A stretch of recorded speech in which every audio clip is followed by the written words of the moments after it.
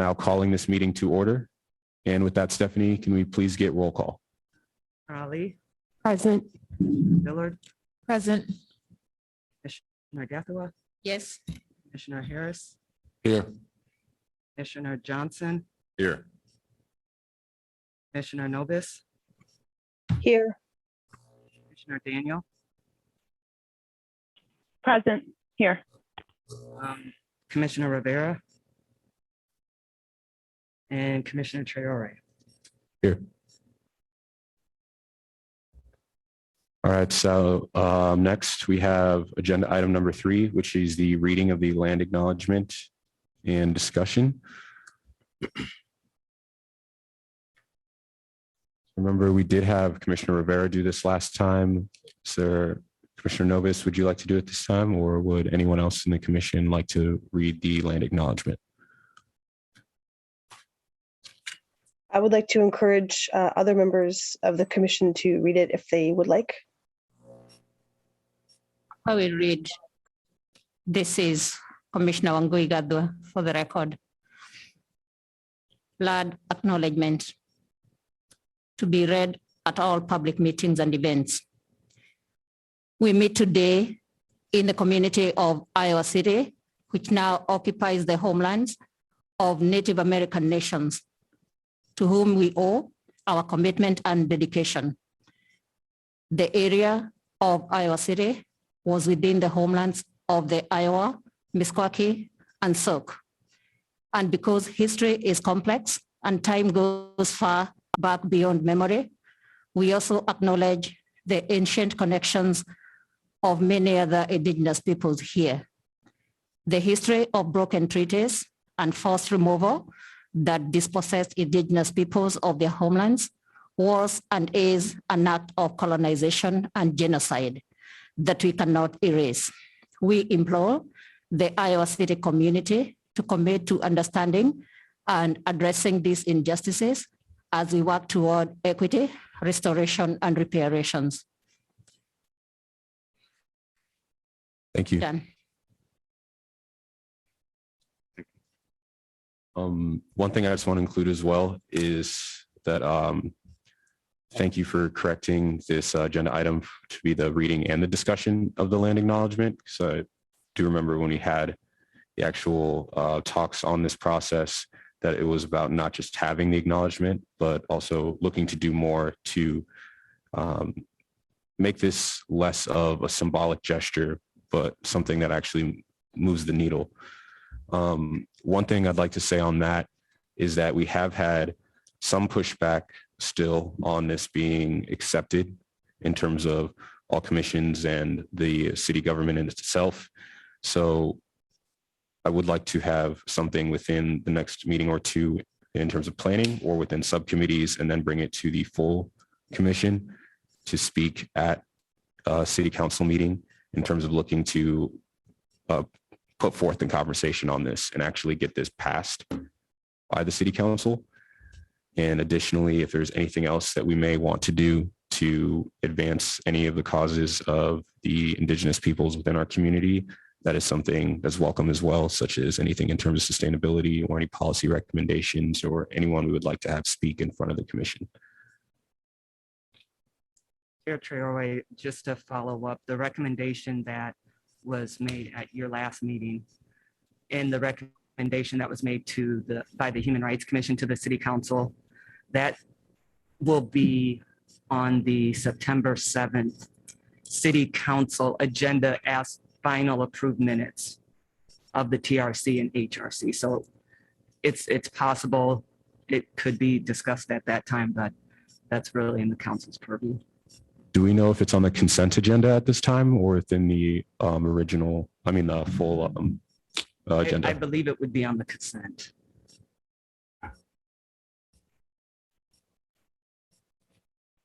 And it's a part of your meeting minutes, and there's just a cover that staff puts on it that says there's a recommendation from this particular board of commission.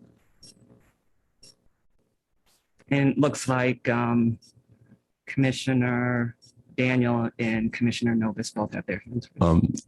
Did anyone see who had their hand raised first? I have no idea. Sorry. One of you can. Commissioner go ahead. Daniel was first. Commissioner Daniel.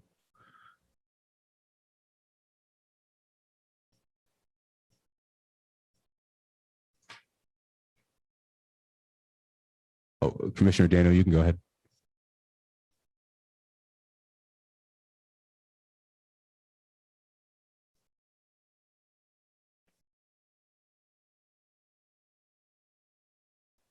Commissioner Novus, we can have you go for now, and then we can come back to Commissioner Daniel. Sorry, I was a little confused as to the explanation you just gave. In terms of what I'd said before, Stephanie, or after? Before Stephanie, like so there's pushback on the specific land acknowledgement? Is that Yeah, in terms of, I'd spoken to a reporter earlier this week a little bit about that land acknowledgement aspect and some things that they had been told or given in terms of correspondence on it in itself. So it was written in such a way that he said he didn't want to repeat the exact words to me, but they weren't very flattering.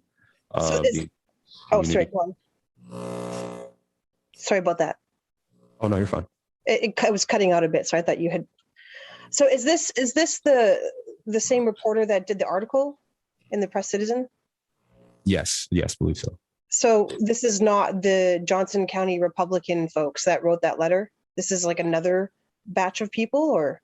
I didn't ask him to clarify. I just wanted to know a little bit more about what exactly had happened, because the actual text wasn't in the article. And just knowing that it's something he didn't want to repeat was enough for me to know that, I mean, at least in my opinion, that this is something that we might want to actually show up at City Council for to speak on. I guess that's what I'm trying to understand. Like, so there was a letter that we all talked about at the last meeting that was written by the Johnson County Republicans that doesn't agree with our land acknowledgement. And that's you've seen that, right? I sent that to you. Yeah. So I just wasn't Okay. sure in terms of if there was something else. So I just asked him just to elaborate a little more, and just on the fact that he just didn't want to say it to me just showed that this is something that we might want to actually come in and speak on. Okay, Because- so then I guess what I'm trying to get to is, like, I don't really care what the Johnson County Republicans have to say, right? Like, none of us really, they're not a part of this commission. They're not like they're not part of the city framework. So we need to find out, like, if anybody in the city council or within like a city employee has said these disparaging remarks. Because then that would be an issue. But if it's just about these other people, I just think we just continue with our work. And then, of course, again, there's the problem of them not adopting the land acknowledgement. So I did see positive emails from the Iowa City Human Rights Council. Is that what they are called, I believe? Human Rights Commission, yeah. Yeah, Human Rights Commission. So they are going to adopt it. Is the idea to get the Iowa City Council to adopt it? Is that the final, like, is that kind of the thing we're trying to do? So at the last meeting, there was actually a recommendation that the ad hoc Truth and Reconciliation did to the city council that asked the city council to adopt the land acknowledgement at their meetings, informal events, and also require other city boards and commissions to do the same. Okay. So the Iowa City Council just hasn't looked at it yet, or they've given like a non-answer? Well, it's more of a procedure issue. So your minutes are draft until they're approved. Okay. So until they're approved, they don't go into the council packet for their formal meeting. It just goes in like an information packet as draft minutes. Okay, great. Okay, so that's good to know. So that just means that we haven't gotten to that step yet. There's some major feedback, just so somebody knows, just because I know this meeting's being recorded. So then the only thing we might have to worry about then is the possibility that somebody within city council or like employed by the city of Iowa City has said something very disparaging about our land acknowledgement. I don't know anything about that. That's nothing that I was told. I just mean in terms of that original letter, in terms of anyone in the council or government saying anything of that sort. Not what I'm saying at all. I just mean in terms of okay. their meeting, we may want to actually show up to talk more on that recommendation in the case, you know, there is some people from the public that do come and speak against the recommendation in itself. It would probably be Oh, good for us to be okay. there. I understand now. Thank you so much for clarifying. Yes, I will. Oh, I would like to be there to speak about that at the next meeting.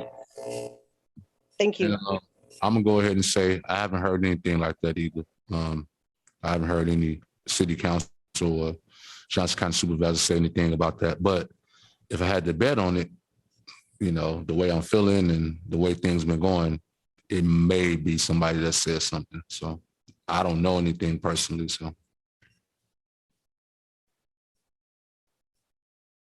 Thank you.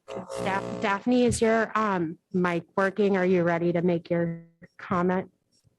Yes, my mic is working. My question was answered. I just want to figure out exactly some clarification. I can't seem to get my video to work, so sorry about that. But yeah, I'm gonna put my hand down. Oh wait, no. Okay. I think if nobody else has anything to say on that, I think we should move on to the next agenda item.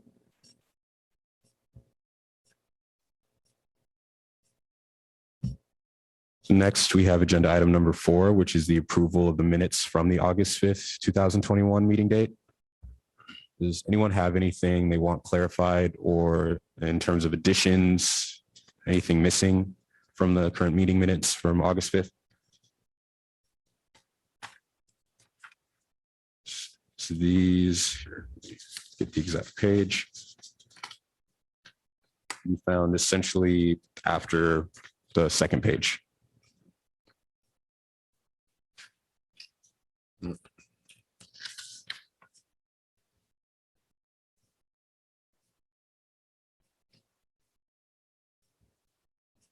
I'd like to make a motion to approve. I second it. And Stephanie, can we please get roll call? It's been properly moved and seconded to approve the meeting minutes from August 5th. All those, well, I'll do roll call, I guess. Commissioner Ali, Yes. Commissioner Daniel, Yes. Commissioner Dillard, Yes. Commissioner Gaffula, Yes. Commissioner Harris, Yes. Commissioner Johnson, Commissioner Nobis, Yes. Commissioner Traore. Yes. So next we do have agenda item number 5, which is public comment of items not on the agenda. Commentators shall address the TRC for no more than 5 minutes, and commissioners shall not engage in discussion with the public concerning said items. If there's anyone in the public here today or anyone on the online version that would like to speak, you now have the floor.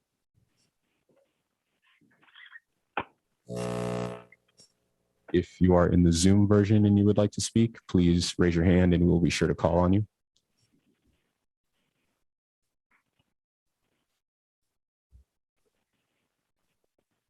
Okay, it does not look like we have any public comment.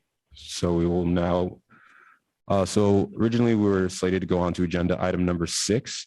However, I just wanted to first and foremost recommend that we allow Mr. Charles Eastham to speak on the presentation on the Forest View neighborhood project. If we were to go on to agenda item number 8, we would then come back to agenda item number 6.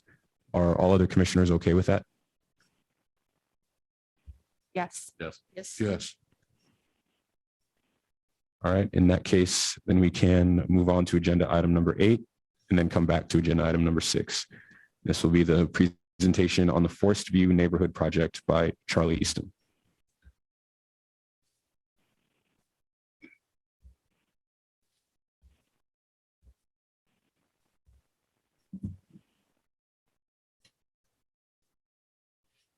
Good evening, everyone, and can ask the staff if the audio is okay here. Okay, thank you. I talked with you briefly at your last meeting about requesting that the commission include redevelopment of the Forest View Neighborhood Association in any recommendations you make to the council. regarding the city's use of the American ARPA funding. And so I'm here tonight to follow up on that discussion, that request, and to have any discussion with you that you might care to have. Again, my name is Charlie Eastham. I'm a member of the Center for Worker Justice Board of Directors. I'm also a member of the Iowa City Community School District School Board. And I have been working with the Forest View Neighborhood Association on the future of the Forest View new neighborhood since the neighborhood association was formed, and began advocating for that end in 2016 or thereabouts. So just a brief rundown with you about the history of the Forest View project, and then can answer or discuss any questions you might have. The Forest View Mobile Home Park, as many of you know, is located just south of I-80 and west of Dubuque Street at the Dubuque Street and I-80 interchange. The park itself has been a mobile home park since I think around 1970 or perhaps earlier. At its height, it had 150 mobile home lots available for use for placement of the mobile homes.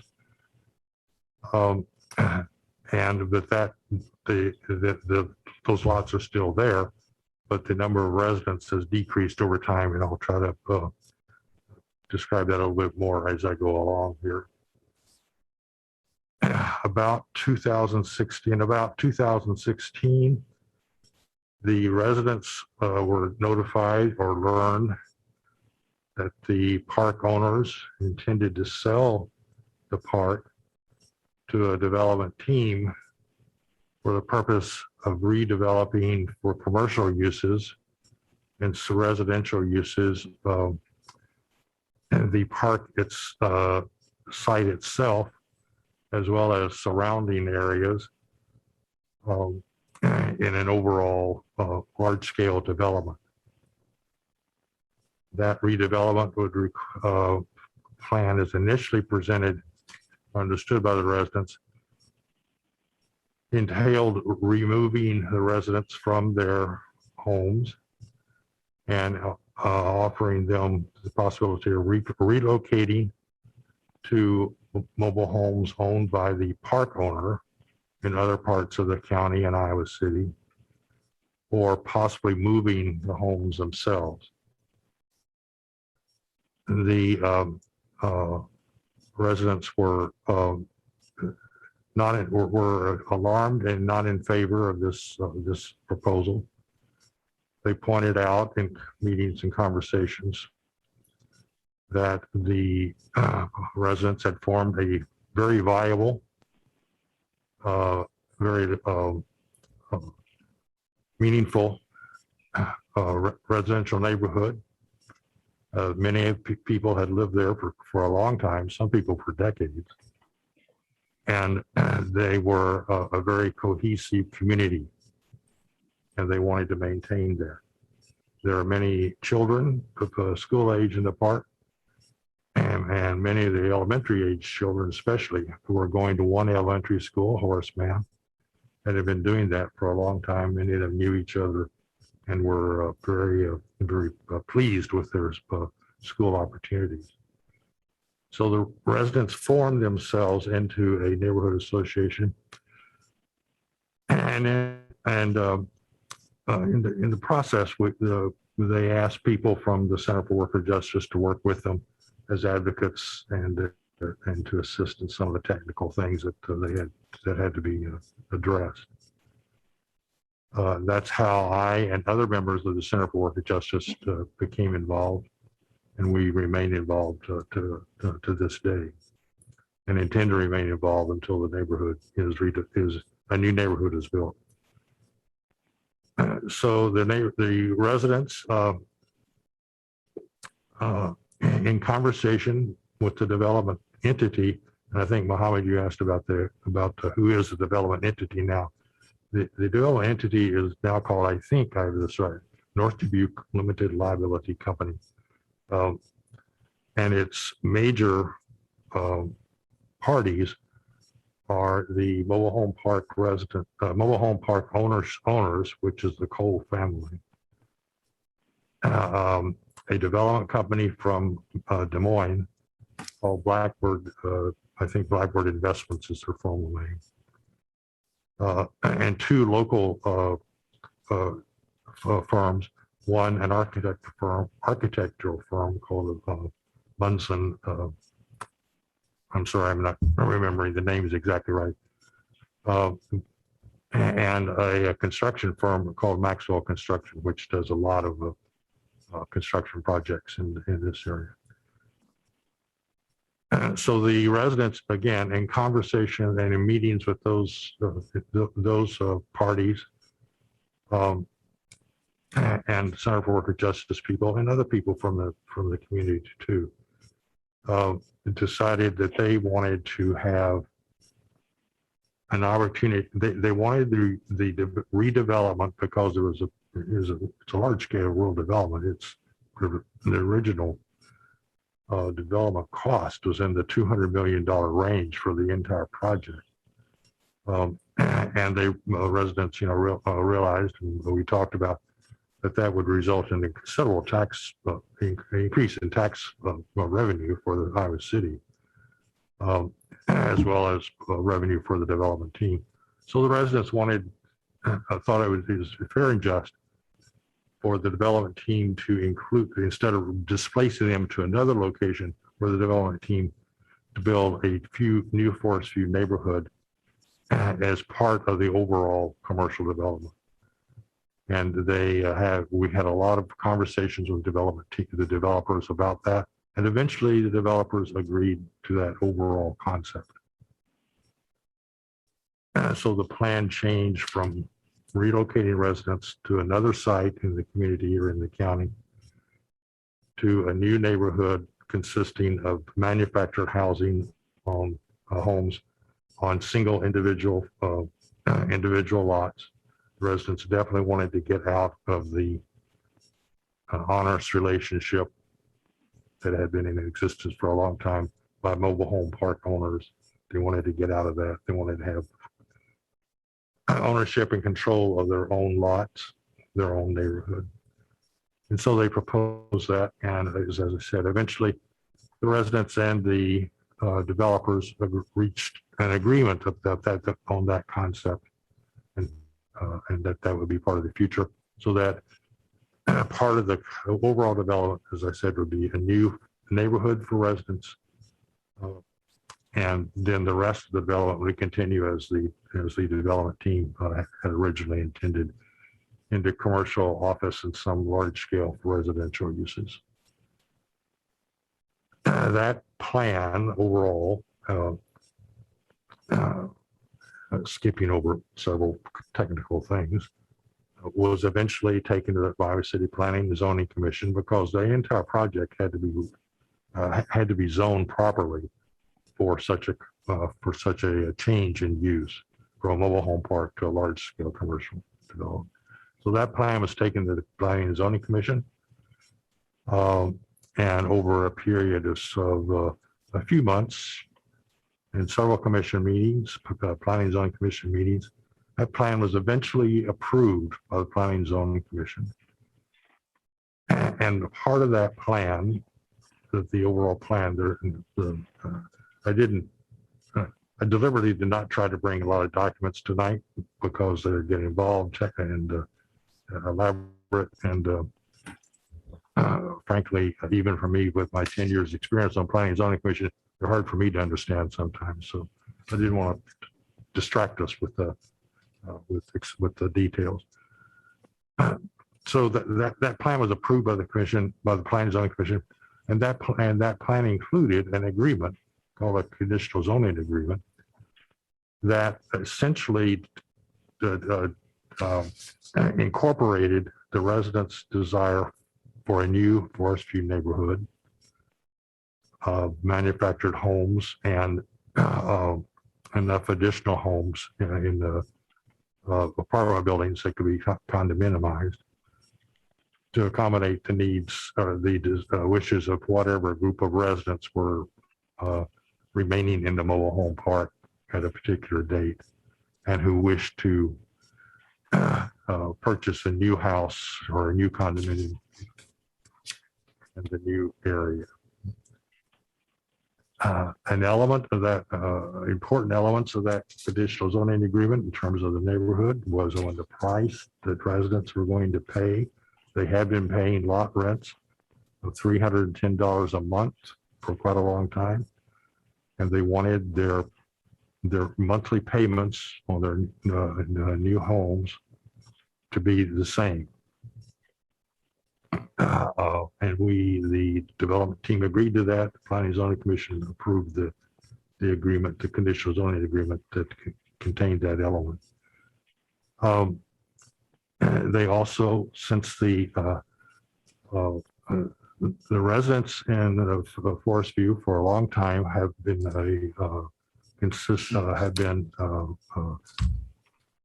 Latinx and Hispanic families, a number of African American families, some white families, but many of the families were undocumented. But that was a feature that was clear in our continuing ongoing discussions about what needed to happen in the future. So the financial plan has to be available to people who don't have documentation, so they can purchase a home and have the financing available to them.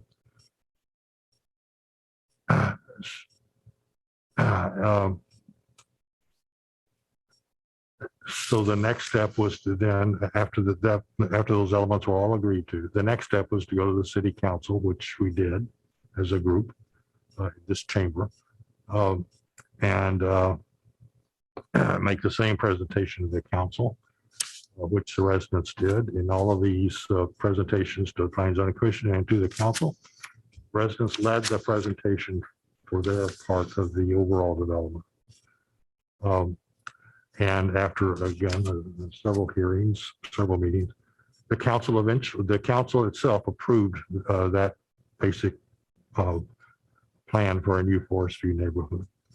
The price, availability to people without documentation, a manufactured housing neighborhood built on single individual lots that the residents would own, and enough homes to provide for the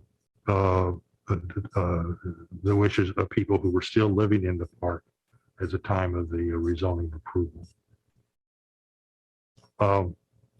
There were other elements. I mean, there were other parts of the rezoning process that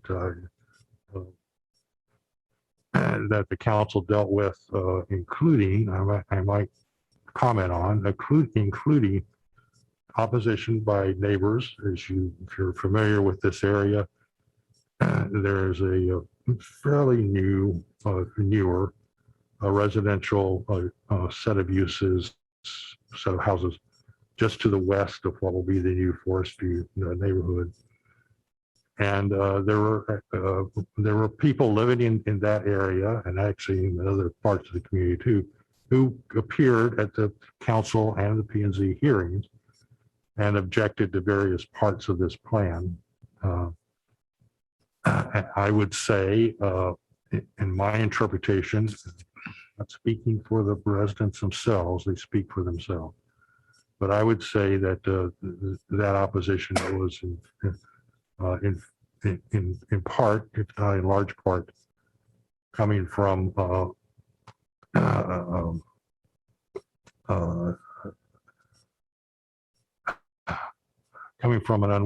unwelcoming attitude towards people of color. But the council as I said, went ahead and approved the plan as it exists now. Since that time, the development group since that time in the council's action, the development group, in summary, has not started the completing the overall development and has not made any significant steps to start to build out the new forestry neighborhood. The development group is still maintaining that they want to do the commercial development, and they're saying that they want to do the new neighborhood too. But they haven't taken any steps to do that. And their story about why, or their version about why they have not been able to go forward with the project. And I should mention too that the overall plan requires the development, for the entire development to occur. The first thing that has to occur is building the new forestry neighborhood. That's the first step. Actually, the first step is putting in a road, but properly considered, the first real step is building the new forest neighborhood, and that has to occur before any of the commercial development can start. And in part, that's practical because the new commercial development is slated for where the mobile home park now sits. So again, the development team has said that, well, we can't proceed with this development now because of the pandemic and actually the timing in terms of when the development would actually, they would try to start, and when the pandemic came upon us was unfortunate. But they say they can't proceed with the development because they were going to get the money to do to build a new forestry neighborhood and sell the homes to qualified residents. They were going to do that from proceeds that were coming from other properties that they owned in the state and in nearby states. And the pandemic resulted in a huge reduction in the revenue they were getting from those properties because of occupancy. A lot of them were residential. This is their claim. So they haven't made any changes, or they haven't made any progress on the new development. The resident, if you're familiar with the Forest View Mobile Home Park, and if you're not, I would urge you to drive there and just go through it. It's easy to see that the mobile homes themselves now, at this period of time, after many years of use, have deteriorated, and the residents are quite frank about this, that they're difficult to live in during the wintertime, especially. The park has not been well maintained. The road conditions are, in my view, atrocious. So the residents have been through this entire 5-year or so period, they have been very concerned about the approach of each winter about whether or not they're going to be able to continue to habitate their mobile homes. And that has become much more acute through these recent years. And now there are actual mobile homes now that people cannot occupy. So the residents are very anxious to get the new neighborhood built and to get into stable, decent housing that's fit for their families and their children. As I said, again, this is a very large population of kids that live in this area, this mobile home park.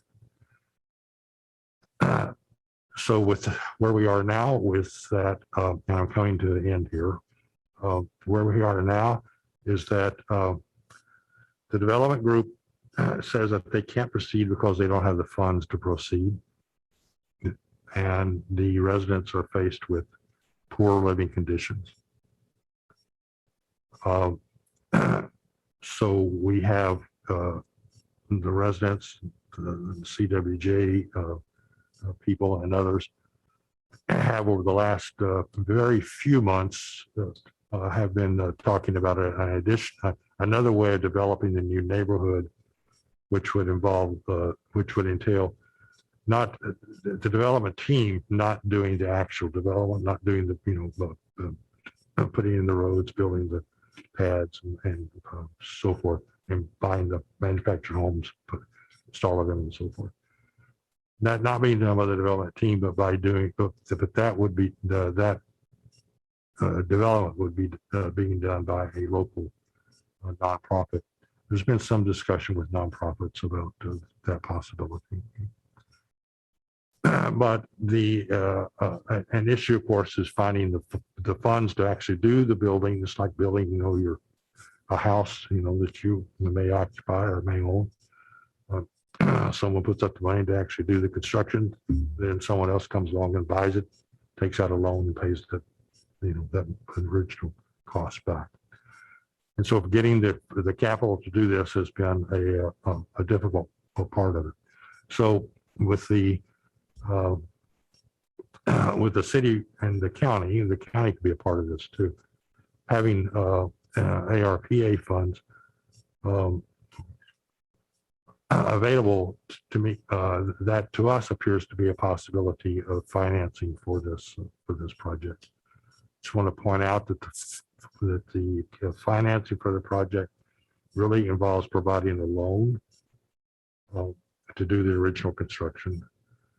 And again, since the residents have always said that they're going to pay $310 a month for their new homes, if you multiply, if you consider that they're going to, a standard way of buying a house is to agree to pay a certain amount a month over a period of time, and that period of time is quite often 30 years.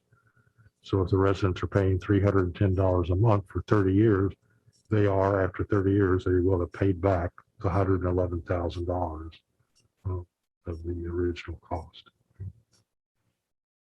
So building the new neighborhood does not mean that the entire cost is going to be subsidized. Part of it would have to be subsidized. Okay?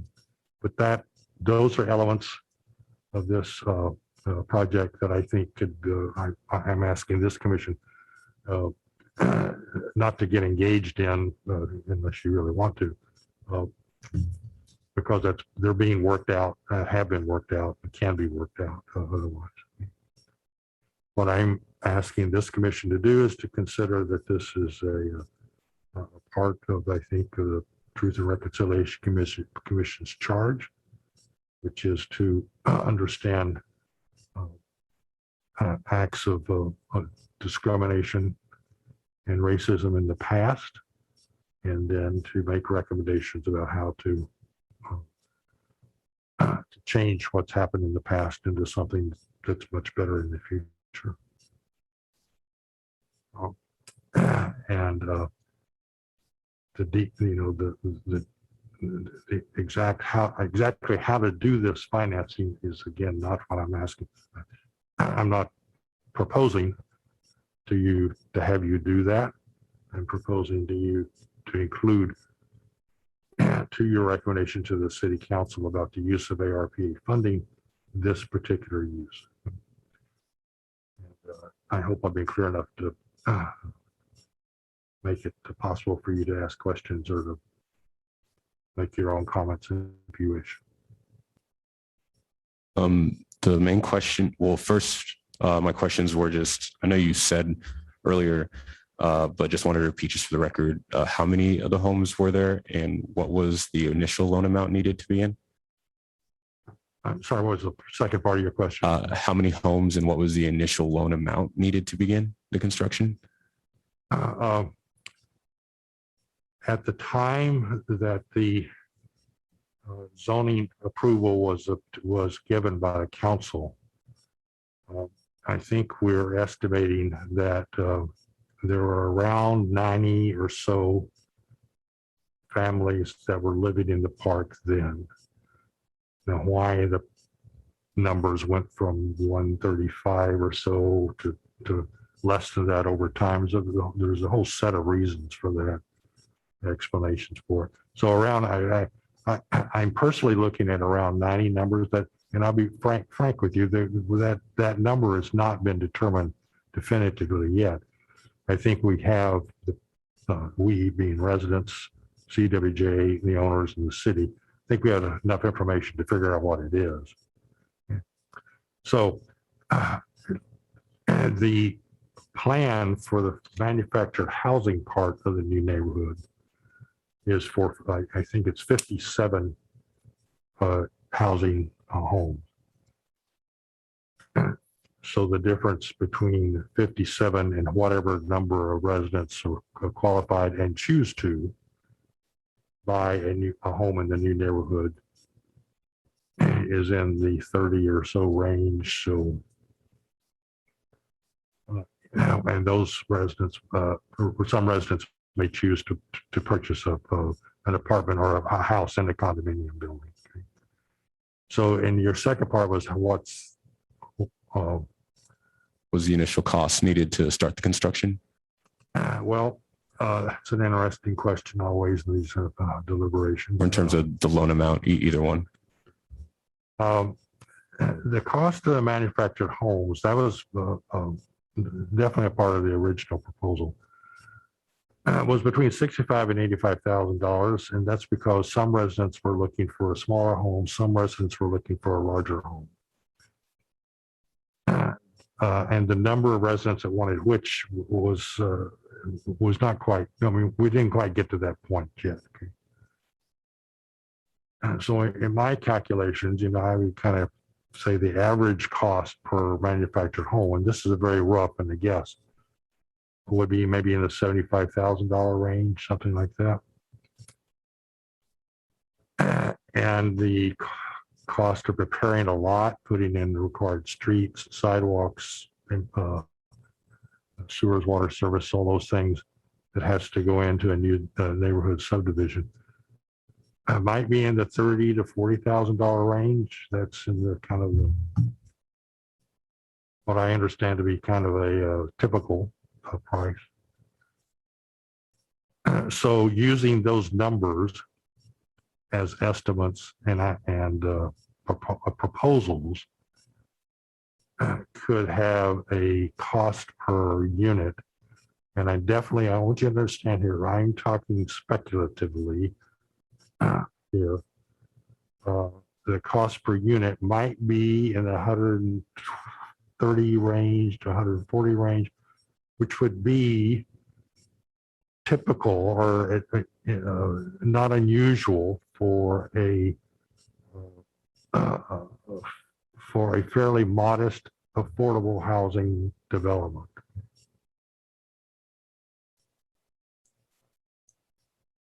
The problem with having these discussions now is that 4 months from now, the price is significantly different, and we argue with each other about why didn't you estimate this right to begin with.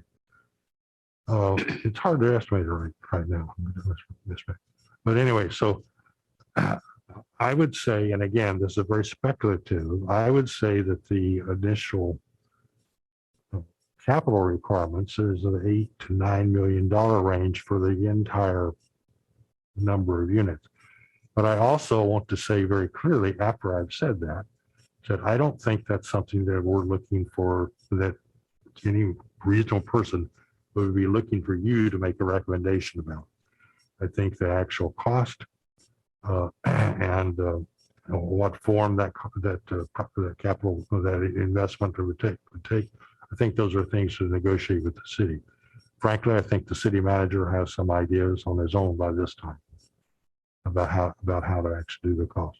The thing I'm asking you to do is to say that, or is to recognize that this is an important, valid proposal to come within the purview of this commission, and to recommend that the council use the funding from whatever sources are necessary to make it occur.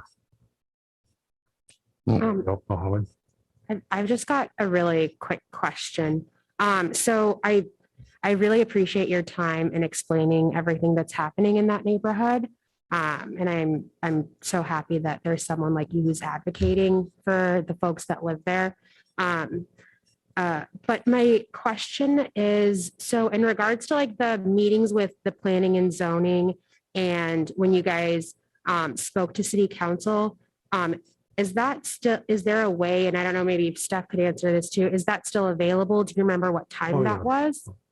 I could look up the dates. Okay. Yeah, the council meetings are, are recorded. And Yeah. they're available. The planning and zoning commission meetings, I think, are also available too. They're archived, but they could be minutes though. Yeah. Yeah, correct. So, and then the follow-up question to that is, since I'm in the housing commission or committee, I think that this would be something that we should probably take on. And I would love to find out more information during one of our subcommittee meetings. But I don't know if you still have access to or anything of like the proposals that they made to the zoning commission.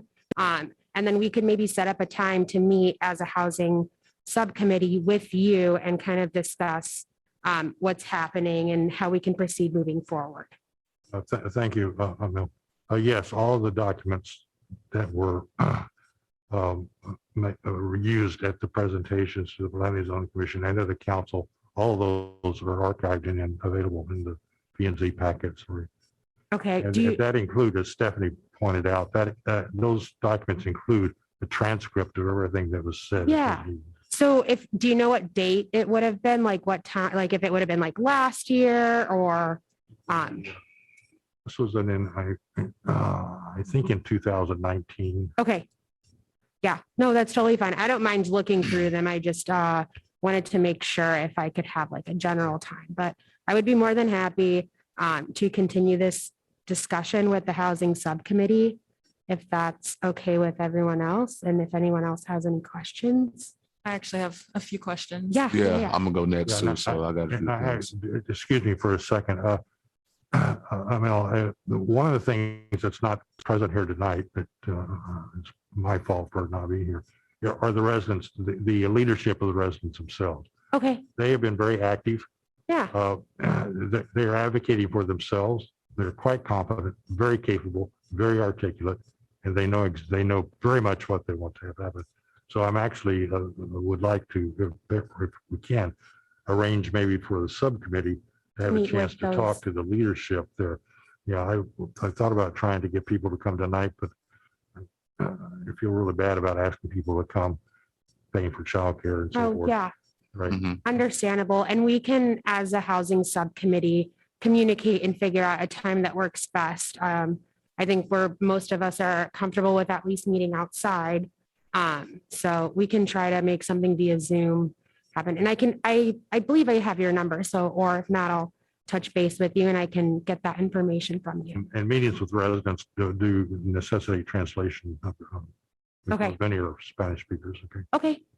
Commissioner Dillon. All right. Yeah, other people have questions. Well, you answered one of my questions was where the residents are. So I was really just curious to hear why some of them aren't here. So that just really answers one of my questions. And I just was wondering, so I fully understand why this is the best option for this group. So the goal is for them to stay in this area because they have already built their lives there. Is that what you're telling me? Okay, because I'm wondering why wouldn't it be better to take the ARP money to help them move into other parts across the city? Well, again, that's the question for the residents to answer themselves. Mhm. Thus far as I understand it, their preference has been quite clear that they want to stay in that area and they want to stay as a community. And- Come up, they want people who they're living around now to continue to live. And then They don't necessarily want to be in another part of the city. that answers my question. And I was also wondering, so if this development happens, are they completely bulldozing everything and then these people are going to be displaced for a time? No, the conditional zoning agreement is quite clear, quite binding. There's no way for the developers to get out of this, except by getting a council to agree to them, change it. The agreement is very binding.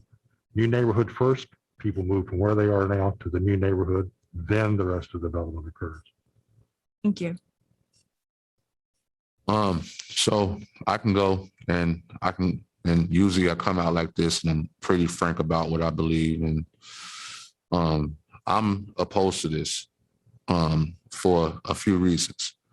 The main reason is you stated in your comments that in 2016, residents were notified of the intent to sell. And there's a lot of children that's in the area and there's intent to sell. So this thing's been going on for a long time. The ARAP money is to help people who were affected by COVID-19. So I believe that the TRC, we can say words in support, about maybe help us get this neighborhood, help it out and get it together. But the ARAP funds are from people that need relief from COVID-19. This is an issue that you may have to take up with the city because they should have done something a long time ago about this. If you knew about this since 2016, it's kind of like more issues that already are happening. The city is not taking action on them. And they should have took some type of action on that issue. If people were notified of the intent to sell in 2016, we're in 2021. And now it's just where I appreciate your efforts to come and speak out for that community. But if people knew in 2016, you wouldn't have to be here today. Something would already have happened. Eric, I disagree a little bit because I think 2016 is very different from 2021. I wasn't paying as much attention. Like in 2016, I wouldn't have known if someone would have said land acknowledgement, I would have had no idea what anyone was talking about or anything like that. So I think, it's unfair to say if it's been going on since 2016. We all know how things run in, local government. So I just want to say that I don't think it's any fault due to them for the reason why council or whatever hasn't taken this seriously. I never blamed them. I'm just saying that it was acknowledged since 2016 and nothing has happened. Now And I think what's important now is that people are paying attention a lot more, especially what's happening in their communities. And people now are more willing to speak up and they know that, not everyone in Iowa City is going to stand for this. So that's just my only thing. I'm going to be honest, I don't know the specific logistics about the ARP, and that's just my own ignorance. But I'm going to be serious. It's a lot of reading. I just was like, okay, I know I'm not getting anything, whatever, but I just don't know what the conditions are for what they give to the county and the state and what that pertains, how that works. I think that's just kind of above. Well, I would just end this part and say that I understand what he's saying. Mm-hmm. And I don't want to put it on him and saying that, he's wrong for what he wants to do. But, if stuff has been happening for these many years, to me, it's the city. It's lots of other neighborhoods that's similar to what he's describing. Yeah. Not just that neighborhood, South District, East Side. It's a whole bunch of neighborhoods that need development and things like that. And we can't even get them to get to the point to give us a whole commitment about what they're going to use the ARAP funds for. Yeah. I'm a yield. I would just like to say that, with that, to me, that just kind of brings the point of maybe the ARPA funds, maybe not, but at least the point stands of this being something the commission should look into, in that fact that you said of possibly multiple neighborhoods as well with that same thing. And I would agree, there are many neighborhoods within the city that are underinvested in, and, just all this expansion into other areas, they get overdeveloped. And it just cycles and cycles and cycles and cycles. So for me, I would just think that housing committee should look into it and at least talk to these residents and learn more about it. And this is something that can also be used to compare to these other neighborhoods as well and what's going on in these other neighborhoods and see if there is a pattern of what's occurring, because that could build a basis as well for a final recommendation to maybe, rather than just the one neighborhood and just this set of ARPA funds, but rather a broader set of funds for multiple neighborhoods if it does show up that they're all, experiencing more of the same issues. But And I would just add briefly, this neighborhood, the city could quickly and swiftly put a discussion on the agenda about this neighborhood, but they refuse to. And the other thing I would say, though, is the one really alarming piece as well is the fact of the mobile homes not sounds like they're not properly weatherized. And with the last 2 winters that we've had, that's really worrisome. Because if that occurs again, I'm thinking of the fact that the developers saying they don't have the money to do the development. But if that's the excuse when it comes to the winter time, is that going to be an excuse as to why they can't properly weatherize the homes and our kids and families going to have to suffer there another winter because of it, which is another reason why I think we should at least take time to look into it in the housing subcommittee. I just want to add that I agree that we should definitely be looking into it. I see this as a great listening post, talking session for our housing community. And also, while I agree with both Commissioner Traore and Harris and Ali, these people in these neighborhoods are going to fit under excluded workers, especially since they are undocumented. I mean, not all of them, but there is a huge amount of people that are undocumented. So I think there could be an argument for both sides. That's exactly what I was thinking. I also think that Charles made a really good point earlier. If you haven't been through Forest View or any of the mobile residential parks, you should definitely go and drive through it. I remember being really young, volunteering at Broadway, going and taking lunches there, and like the moms treating me like I was their own kid, giving me corn on the cob with all this Mexican cheese on it. Like, it is a really beautiful neighborhood, and I completely understand why they want to stay together. It's, those are their people, like that's the closest thing they have to back home is that community. And I don't see that there's anything wrong with staying together and not moving into other parts of the city. I think that it was genius to include that into the proposal. And I'm really excited to hear from the leaders of the Forest View Neighborhood Association. Sounds like they're doing some really incredible things, and I just want to help uplift and elevate their voices as much as we can. Yep, I would agree as well. I would agree to endorse it, that they need to help out their neighborhood, but I just wish that we had more help from the city. That I yield. I just want to clarify one last thing as well. I'm not saying the ARPA funds can't go there. I'm just saying that I don't feel comfortable saying directly yet without having the housing subcommittee first look and then maybe get with planning and zoning and these other groups, because that may help the ARPA in itself come to the Excluded Workers Fund and that coalition. If other groups are included, then that could be a process that works.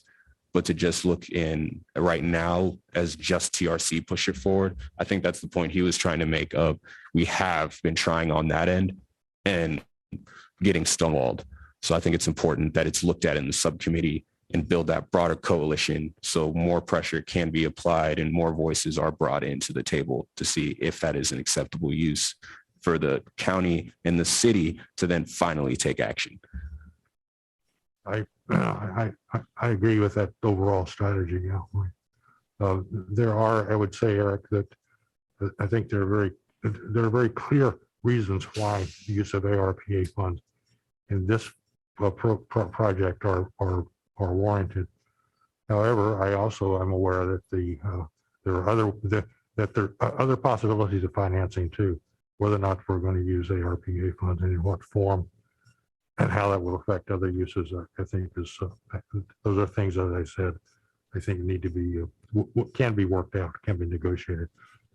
The thing that I think is important to me right now, get us to the table so we can negotiate. Yeah, definitely. Looks like Daphne had her hand up. Yes, I understand the need to secure funding with community. Really what's happening to affordable housing, even mobile homes, despite them being a terrible investment, we need to recognize that these are people's homes. I also think we also need to recognize that we are not a legislative body. We are not, our mission is not to become a legislative body or to push for legislation or ordinances or whatever. So yes, this would be a great opportunity for collecting truth and getting the story. So if this community was forced to disperse, their stories are still there. This beautiful community that they created is still there. Very similar to what happened to New Yorkers during the urban renewal in the 1960s. But we really should recognize our job is not to push city council or put pressure on city council to spend these funds a certain way. And I yield. I could agree with that last piece, maybe not to push them to spend those funds now in that way, but that doesn't mean that we can't with final recommendations if it turns out that this is something that was a systemic issue. So I think, again, me personally, myself, others can agree or disagree, but this is something that we really should look at in the subcommittee in itself so that we can build more of that conversation with the group, because I'd rather let them come to the table, speak fully, and then get them with excluded workers, get them with planning and zoning, get them with more of these other groups so it becomes a bigger coalition in itself rather than it being just us. There's another thing, yeah, as Daphne, to your point, we also have the final recommendations at the end of the commission rather than now, whereas those ARPA funds are going to likely be decided long before that. So that's something I'm thinking of as well. I can understand that. So am I hearing that you'd like to get together with me and we'll try to see if we can get the leadership of the neighborhood association together too? Yes. Yeah, I would love that. Yeah, and that way, as a commission, we are not working all together. We have the smaller subcommittee because for myself, it's, and this is on me, I didn't get to do my homework on looking into this neighborhood, but I've started and that way you, as a subcommittee, we get to educate ourselves on more of what you've presented before us because I'm thinking from all our responses here, we do agree. We do need to look further into it and work together as Commissioner Daniel was saying, what are we able to do now as we move forward? Because there's certainly some things that won't wait until we get done. And yeah, and I think we captured even what Commissioner Harris had brought out, part of the broader charge of the TRC, other than just concentrating on this neighborhood and on the issue of COVID. It's documented that in our city and our county, these marginalized people, and you also mentioned some race stuff in there, are also the ones that are very hard hit by COVID negative impact. So, and then as far as the date is concerned and systemic discrimination and racism, I am not thinking we go as far back as the history of the USA goes in Iowa City.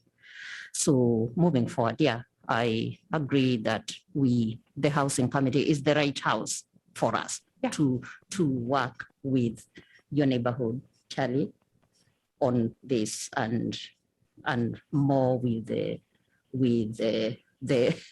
bigger part of that you're representing here. Yeah, and with that I yield. Thank you. I think Daphne has her hand up, and then we'll try to kind of wind this last agenda item down.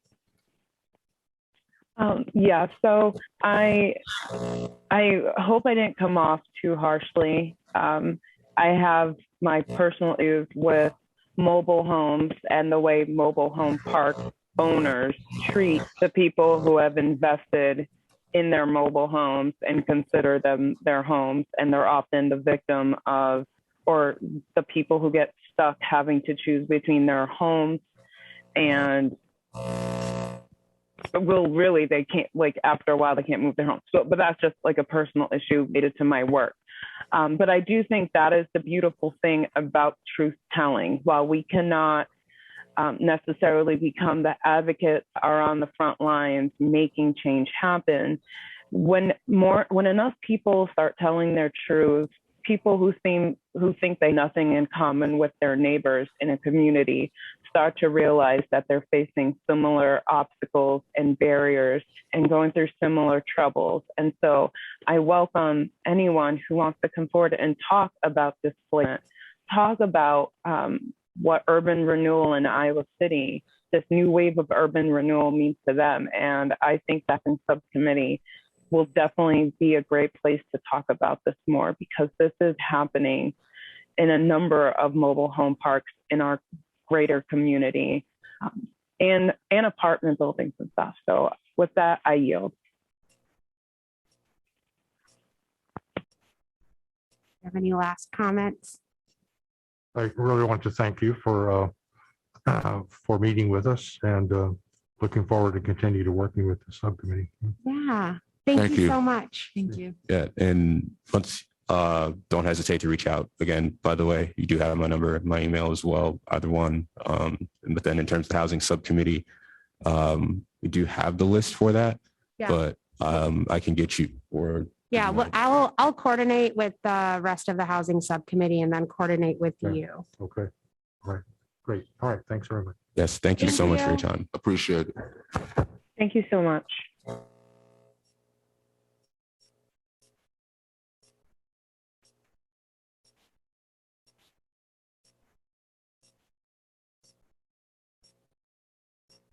Oh.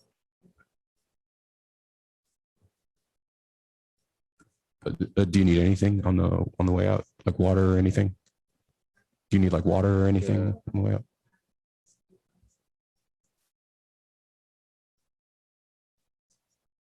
Oh, no, you're Good fine. night. Yeah. Thank you. you. and Appreciate you. good to have you. Thank you Yeah, so Thank you much. so much. Yes. Thank you, Ms. Tucker. Thank you. Yeah, thank you. Yeah.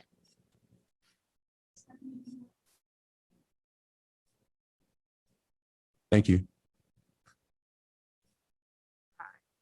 So that was agenda item number 8. So we are now moving back to agenda item number 6, which was the discussion of the proposals submitted by Kearns and West for TRC facilitator and the next steps on that. And I just want to say on this aspect that I believe we do have, hopefully I'm saying it correctly, Dr. Larry Schooler in the attendees for tonight. And also, I think a few other members from Kearns and West. So if we do have any, If there's, because of the RFP process, any questions or communication has to go through the purchasing department, not so. yeah, I realize they may be on the call, but that needs to go through purchasing. okay, yeah, thank you for clarifying. Other than those that would actually be a part of the proposals submitted by Kearns and West, do we have anyone from the public that would like to comment on this item? And if you would like to do so, please raise your hand, or you can come forward.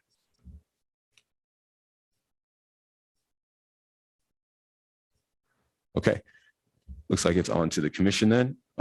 Would anyone like to start first, or I think this is Commissioner Ali. I was really impressed with a lot of the things I read. And I would like to go forward with scheduling a time to chat with some of these members of the Kearns and West team. I've chatted with Eduardo Gonzalez, and I've been on a few listening sessions with him and some professors from the School of Law. And he has just so much knowledge regarding TRCs in general. And I think whatever information he will provide to us regarding TRCs with his experience, it's just invaluable.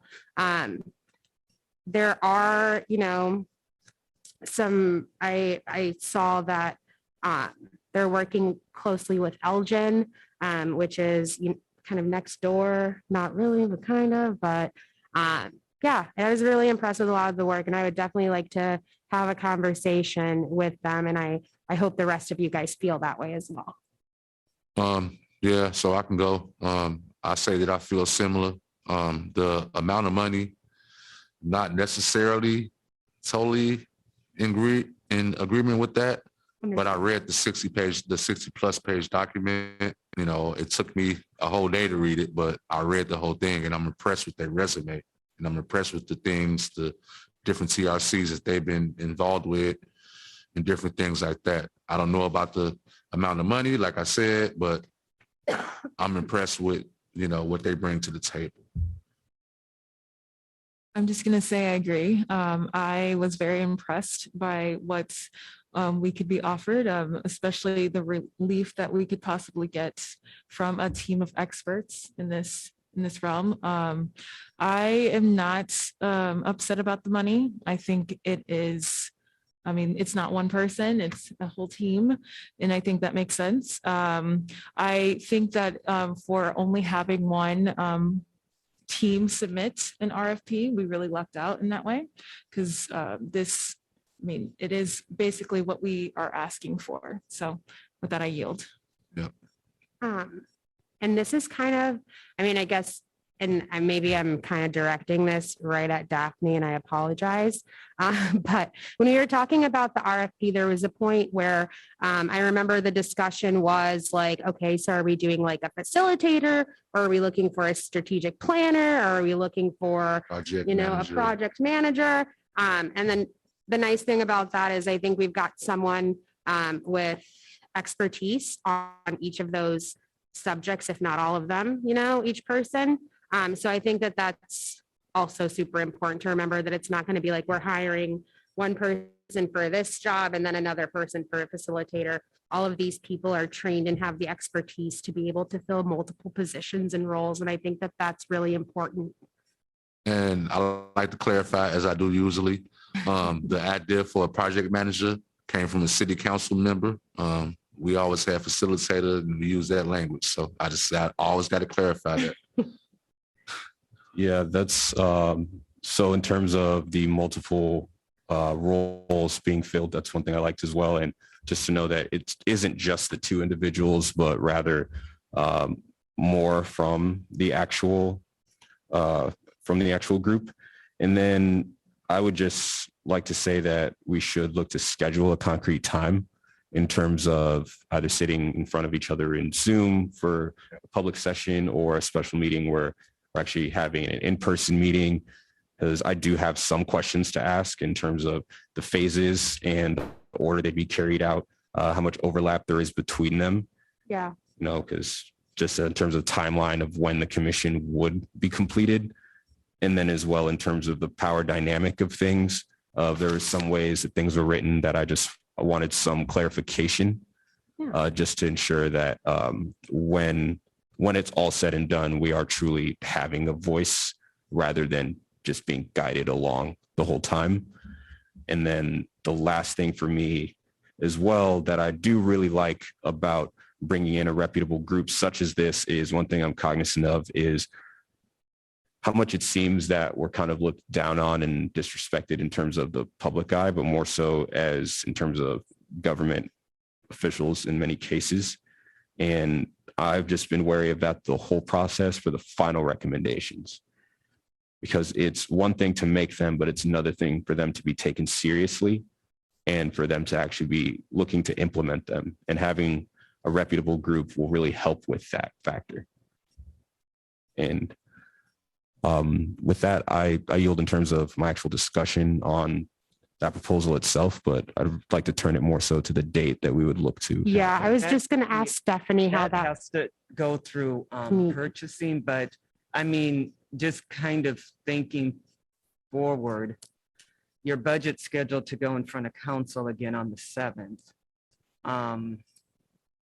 So, you have a few options. You can try to and when I say try, I'm speaking through purchasing, but I think the decision for tonight is whether you want a subcommittee to meet with them or if you want the entire commission to meet with them. The If you want entire commission. Commission. Yeah. Then, with schedules, it's probably better just doing it September 2nd, if that is possible. The That's your next Thursday scheduled before, meeting correct? date. Well, Yeah. it's just your next scheduled meeting Thursday date. before the- Hopefully Yeah. everybody Yeah. has 7 PM on the 2nd already on their calendar. Yeah. And we don't have to kind of look at trying to get everybody at the same time, at the same place to, Okay. and it would have to be, it wouldn't be, they can be on Zoom, but again, we would still have the requirement that at least a majority of you would be here in person. Yeah, thank you, because that was one key question I had as well of whether we had to have them in person or could do Zoom. And then when it comes down to the actual contact with them whatsoever, so I know you said things going through purchasing, but just want to make it clear so there aren't any mistakes made. So no contact with anyone from Kearns and West or on the Correct. budget The proposal until that date. evaluation form that everybody signed to get the RFP. The second page has a disclaimer that I'm not going to read it all to you, but it basically highlights this policy. So yes. Okay, thank you. Yeah, I just wanted to make sure so didn't have any missteps or anything. So I will follow up with purchasing in the morning and we'll go from there. And of course, I'll keep everyone up to date. But for now, the hope is to try to just get it scheduled for that next meeting date. And then in terms of how the interview process would go, I remember how we did it last time, but because this is an RFP process, is there any type of requirement or precedent in terms of having questions available ahead of time or any subset of questions available ahead of time? Or can we essentially ask? That would be a Teresa question, but I don't think you have to have prepared responses that are reviewed or prepared questions prior to asking them. I've sat in on RFP proposals before and I don't recall submitting questions ahead of time. then I'm just curious, what happens after that interview? Well, I mean, it largely depends on council and the budget. I mean, so if you guys are yay, it's still going to have to get council approval for in terms of the amount. And that would be true regardless of the amount, right? And, I guess if you guys meet and the expectations not quite what you thought, then I guess at that time you need to have a discussion on how you want to move forward in trying to find somebody. Will we have to vote or will we have to vote to hire them in front of them like during the meeting next time? Is that, I know that's kind of an awkward question, but I'm just Oh, it's a wondering. real I question. think, looking back with the past facilitator, the contract would go to council to approve. So. Oh, so we would just, so it no, would be a yeah, we're not. majority So Of we're just commissioners voting that on- supported it, and then it goes to council ultimately to Okay. approve it. So. Quick question. Have I missed it? Has council given us a budget limit to? So we can discuss that specifically. Would we be able to discuss that in this one, or we'd have to go to agenda item number 7? Well, I mean, depending on if you still have conversations on number 6, I think you could move to 7. Okay. But that's group decision. Yeah, I'm done with 7. So. Yeah. So there's no concrete vote we have to take in terms of having them in for September 2nd, or should we? vote I don't, on I that? mean, unless you feel it's going to be contentious later on, and really the email that I sent out on Monday, they scored above the 80%, which is required. So, Yeah. I mean, that just following the process alone, that this would kind of be the next step. I don't know if they call it an interview. I think it's more of a presentation and then you ask questions of them based, on the presentation, which can include things that were in the proposal. But I don't know if the terminology would be quite an interview, but it's interview-like. Okay. So I just would like to put on a record, I as well, I like this team. They, from what I've read, seem like they're good to go. My first time kind of reviewing this, so I do have questions and I'm not, I just want to put that on the record. That's all. Yeah. And so it does sound like the next meeting that we do have, that we would more than likely, or everyone so far. And I just want to give Commissioner Novus a chance to speak.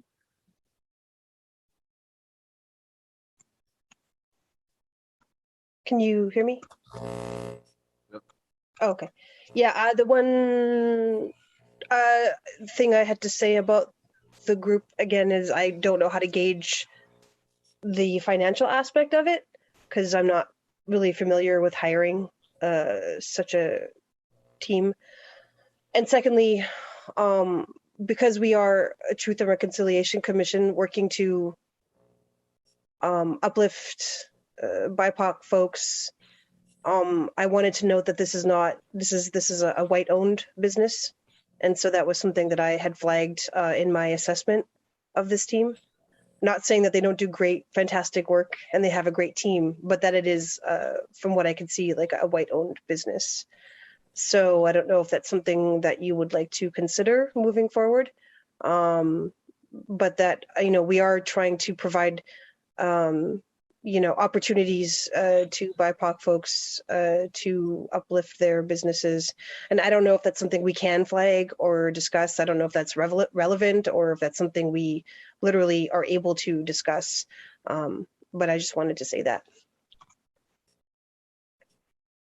Well, for me, I did look at the website as well, and they do have multiple people of color within the actual organization, and the actual submission when it was submitted was not made by a Caucasian male or female. And then Mr. Gonzalez as well was another key piece for me of him being a part of it, not only due to the fact that, it's not going to be all white people and having that diversity and that representation, but also just in the fact that he's really been following our TRC and kind of been with things since the start. And oh yeah, no, I think that's great. I have no problem with that. I just wanted to tell everybody that this is a white-owned business. Thank you. Commissioner Novus, quick question. Could you, where did you find that information on the website, or how did you? Yeah, I did. I just looked at their leadership, their about section. I just find I would like to clarify though. I mean, if somebody could just double check that, that would be great. But that's all I wanted to know. I don't know if that's a problem or not. I just I have not a lot to. It's not to me. It's not going to stop me from wanting to have these folks work with us. But I don't know if that's something we should just note. the one thing I do want to note is just one thing I am wary of and also looking into is that because we are involved in government in terms of being a government body, we just have to be careful in terms of making sure not disqualifying anyone due specifically to their race.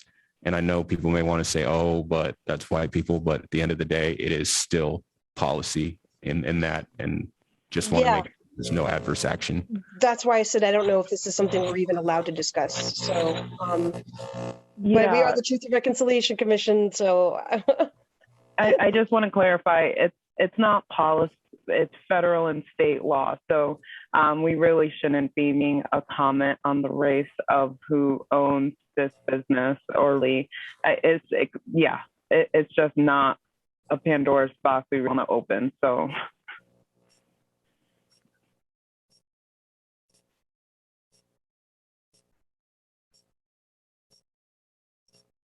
This is Commissioner Gadua. I want to piggyback on Commissioner Nobi's comment. As I was scoring the scoring sheet for the farm, of course, I don't know them. I was just using what is provided, and it's all on paper, and it's all looked good. And I was looking at it through the lens of someone who I'm familiar with the South Africa Truth and Reconciliation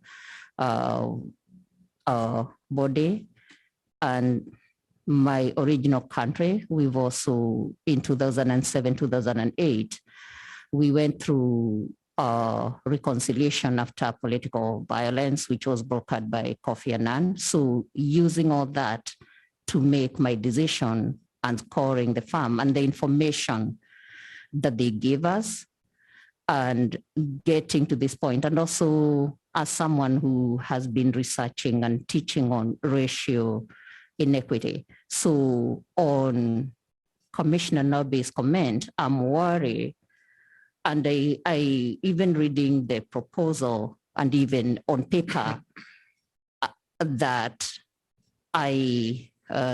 we don't get into but I didn't get that sense when I was looking at them, that because you can be working with someone who it's a career, it's a job, it's work for them. So I go in hoping, and from what I saw, it didn't look like that. But it doesn't mean that I don't have that fear, that I wasn't, because I haven't engaged.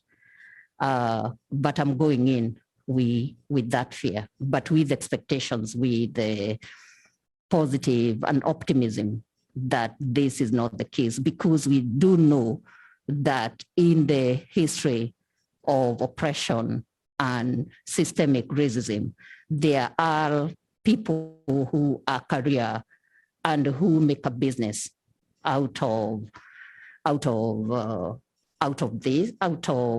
or wanting to make things better. They actually don't, and they really don't even want things to be better. Because it is business. So I do go in with that fear. Yeah. Yeah. I won't. Yeah. Go ahead. I just agree. Yeah. I won't discount any of those fears by any means, but I guess just to kind of tie a bow on it, the two things I would just have to say is, it's one thing to have the fear, but let's also not forget that we are the commissioners on the commission. So we are hiring them, not the other way around. So that's the other reason of, like, in terms of that next meeting in September, making sure we're getting some of those guidelines, that information, so that we know or have more assurance that this is going to be something mutually beneficial rather than it just being us used. And I have faith that that's not going to be the case. So at the end of the day, it can seem like that, but we are the commissioners on top of this. And the way as well the RFP originally was written when it was sent out is that we also do have the choice to end things if we are to decide that it is necessary. Commissioner Novus. And Commissioner Novus. Yeah, so bringing this up has provided me with some more insight. I would love some more information on the policies of the, that Daphne just mentioned. Is there a place where we can get this information on hiring practices and so on and so forth? But are there diversity, equity, and inclusion policies as well that we should also be considering? Those are just two questions that have come out of, my little inquiry that came up for me, because, what we're trying to do is provide opportunities for, BIPOC folks, because the whole point of this committee is realizing that, we are dealing with a system, rooted in white supremacy. We are dealing with, hundreds of years of oppression and genocide. And so we're trying to make moves to bring our people out of these, these places of poverty, and so on and so forth. And so we should also be trying to, that's why we had what is it called? That's why we have Black Business Day, right, in Iowa City and so on and so forth. So I would just love more knowledge on how to move forward on this so that I don't overstep some kind of boundary that the city has or the state has, so that, we can make good decisions. I think that I can follow up. It's really the city that enters into the contract with whoever is selected. So I wouldn't really call it a hiring position. It's more of an independent contractor. But I will follow up with purchasing, and if there are materials relevant that she has relevant to your request, I will definitely send them out to the entire group. I know for a fact there's a, there's policies against discrimination, of course, that the city has to abide by, but I will follow up in terms of specific duties with commissions and boards. But like I said, I mean, I guess the board or commission can discuss whatever they want to, right? But that doesn't mean that there's not repercussions to those discussions. So, and so that's kind of the thing. So, I mean, what you choose to talk about as a group, that's, Okay, thank you. Yeah. So my question more leans into wanting to understand policies around diversity, equity, and inclusion. That's what my question would lean into. Not about discrimination, but about what policies are there so that we can make sure that we are lifting up BIPOC communities. Thank you so much.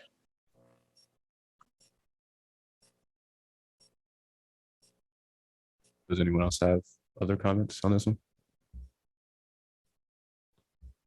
Okay, then as it stands, sounds like the next meeting, September 2nd, is when we would look to have this listening session conversation, whatever we want to call it, with Kearns and West.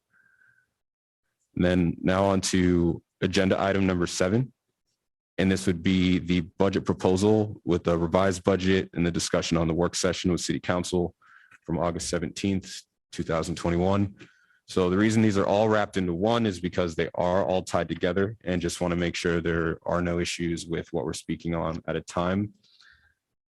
But so first we want to just talk about the facilitator aspect of this.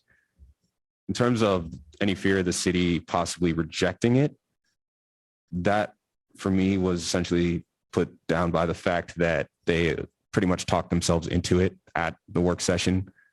At this point, it's either the money is paid for the facilitator or it becomes very, very difficult for anything to move forward for them if a stipend in that full $1,000 a month amount is not given.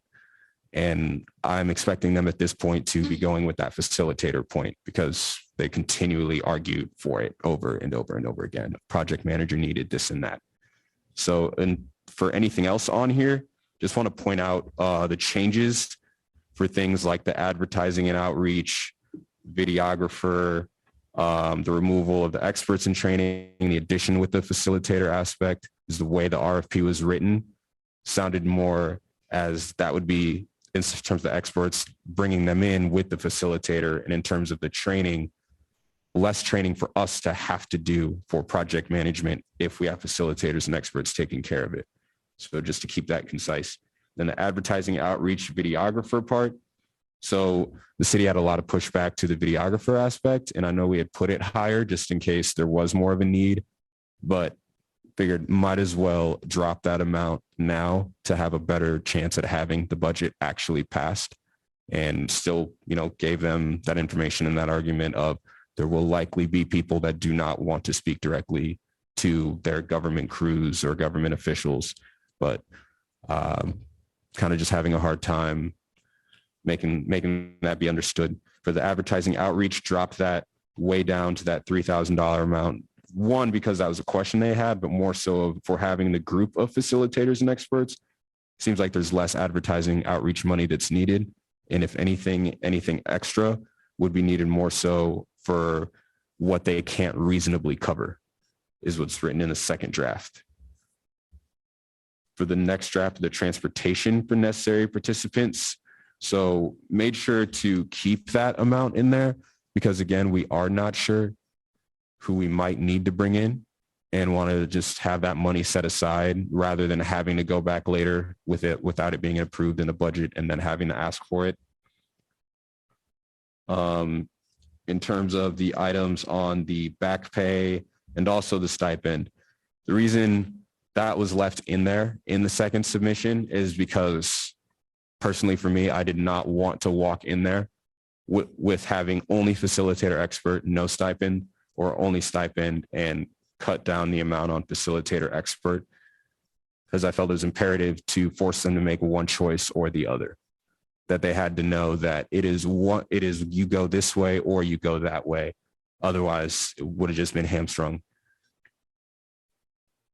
Things we are going to have to change in terms of the stipend to get that passed is reword that for, I know things that they did approve or say would be approved uses were like babysitters, transportation, also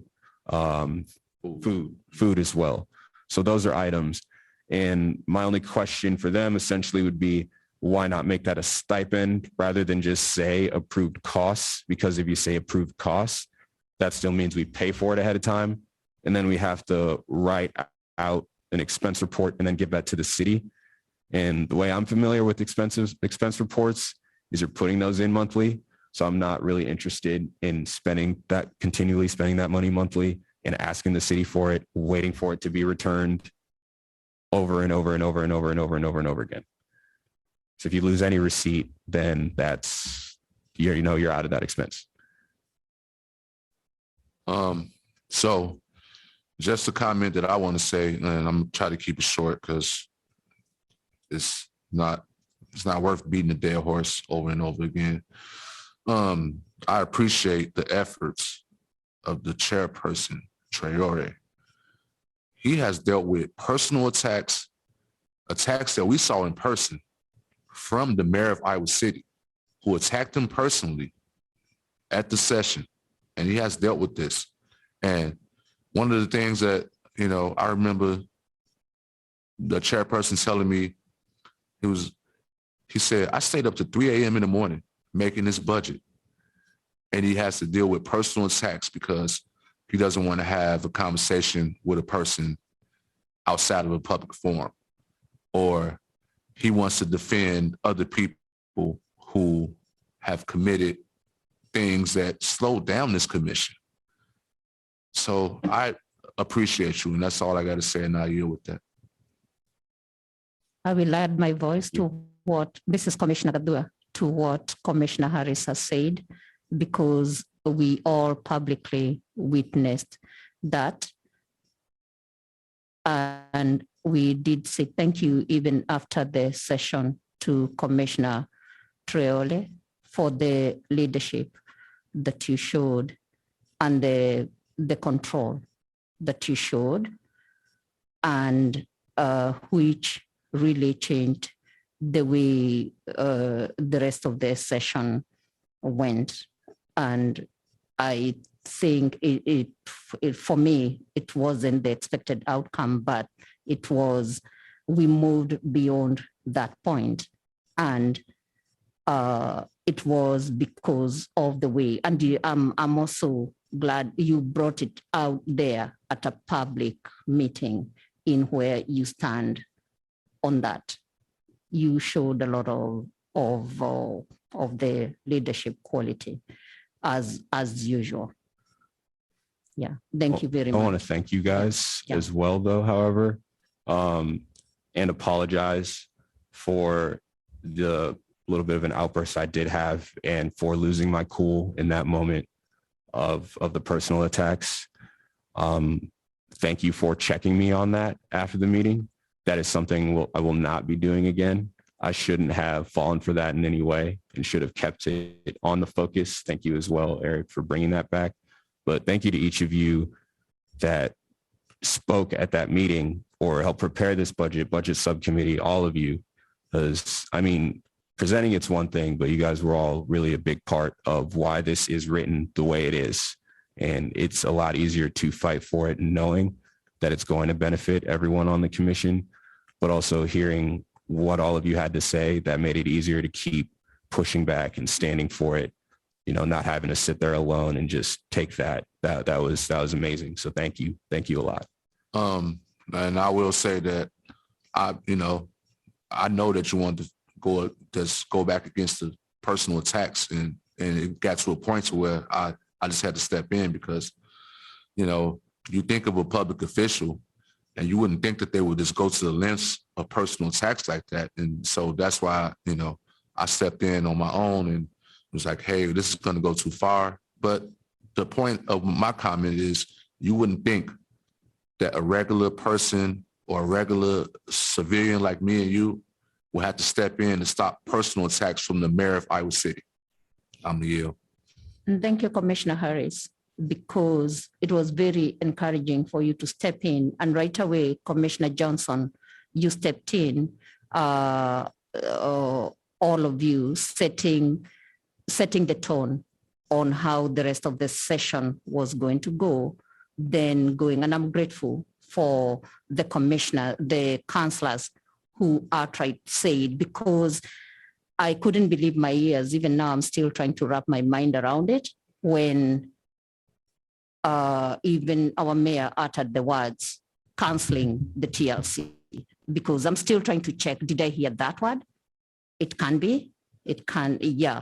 So, but you set the tone and stepping in and setting the tone on how the rest of the session was going to go, and as moving forward and talking about that and really thrashing out things out in the open, whether are we doing serious work or are we,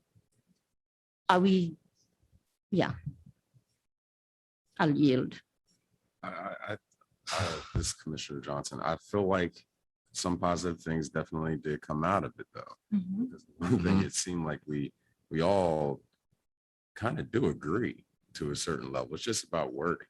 If we just word things a little bit differently, it seems like they're just, we have to work our way around when it comes down to it. But it's clear that certain things need to actually take place in order to make things run smoother. And there was a moment in time, if we go back, that it seemed like we were right all on the same page. So I don't see any reason why we need to be canceled in any way, shape, or form as of right now. And it would just negate any progress that has been made, period. It doesn't make sense.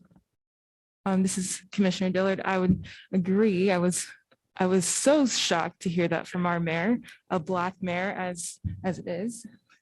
But I think the greatest part of it is that he was the only one to say that, and everyone immediately disagreed.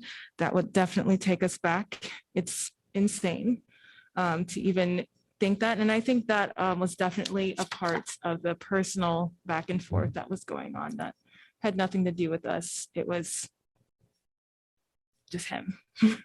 So I think I agree. I really commend you, Chair Chirari, and everyone a part of our commission for keeping our cool. I want to give a special thank you to Amel as well, because let's remember that we don't even have a facilitator if she doesn't write the RFP.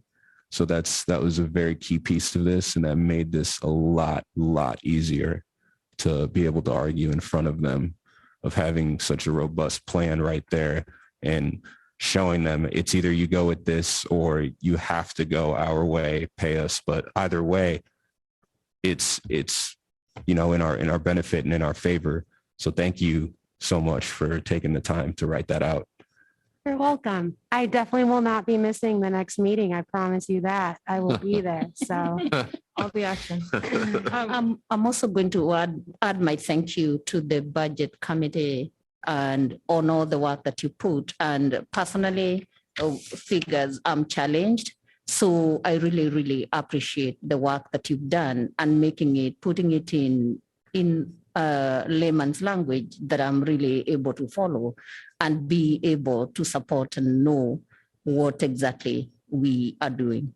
And as we discuss with the council and even with the public, you have made it easy for me personally. Yeah, I yield. Thank you. I just want to give Commissioner Daniel a chance to speak.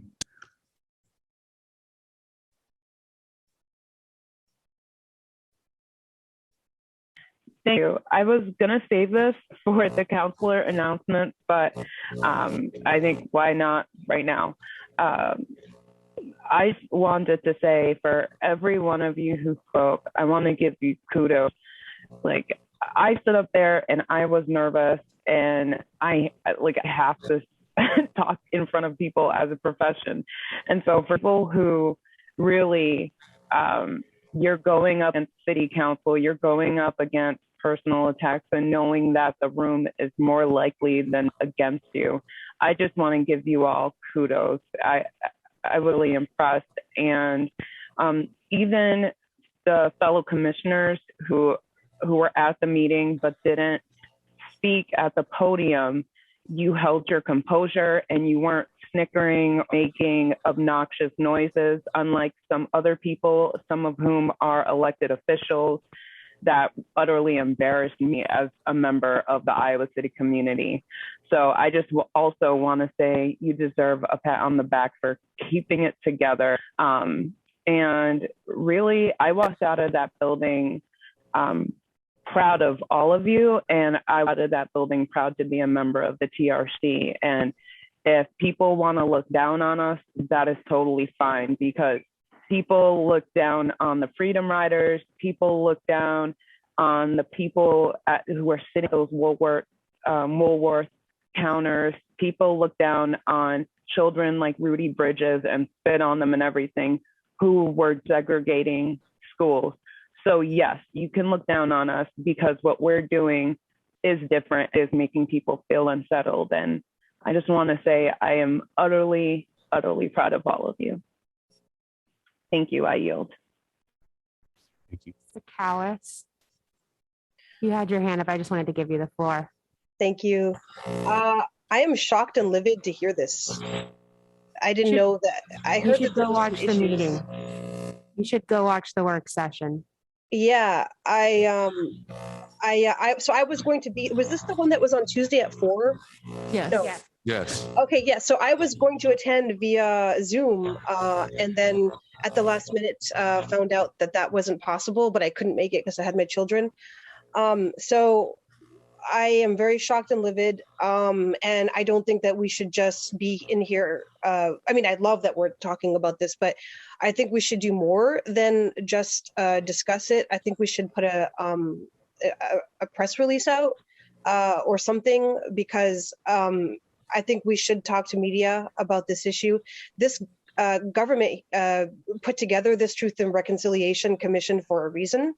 And if this is how they're going to treat like our recommendations, because we were brought onto this commission as experts to find a way to better, this issue of basically violence and oppression that we've been dealing with for a long time. And so if they're going to, mock and or come at us, and take personal digs, particularly the mayor, then why did they put this commission together?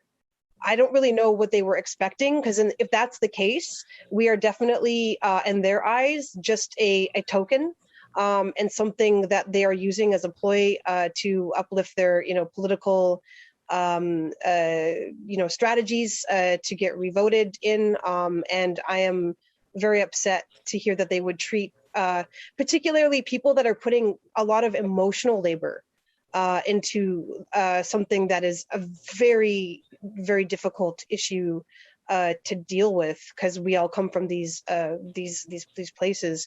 So I would want to go so far as to put a press release out and talk to, or hold a press conference even, and talk to the press so that we can educate the public about, this kind of treatment so that it doesn't happen again.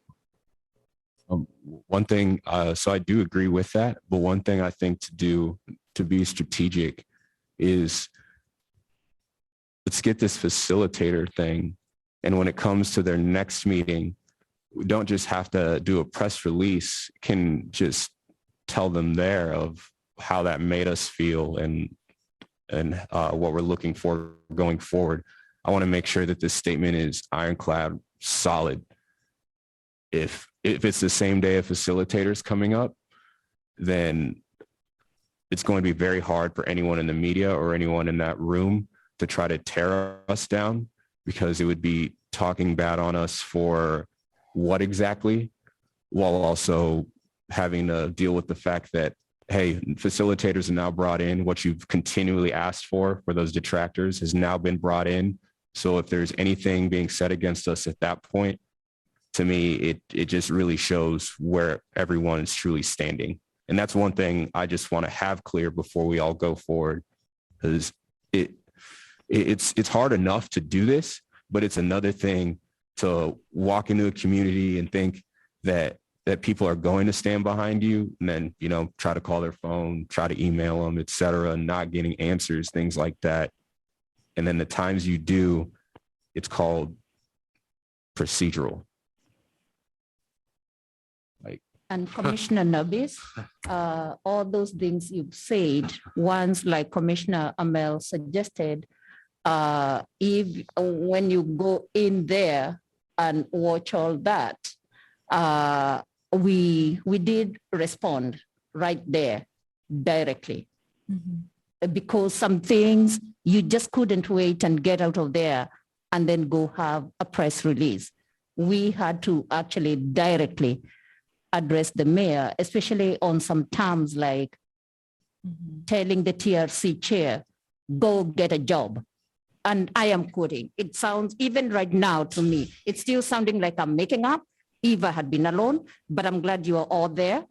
That is verbatim. We saw.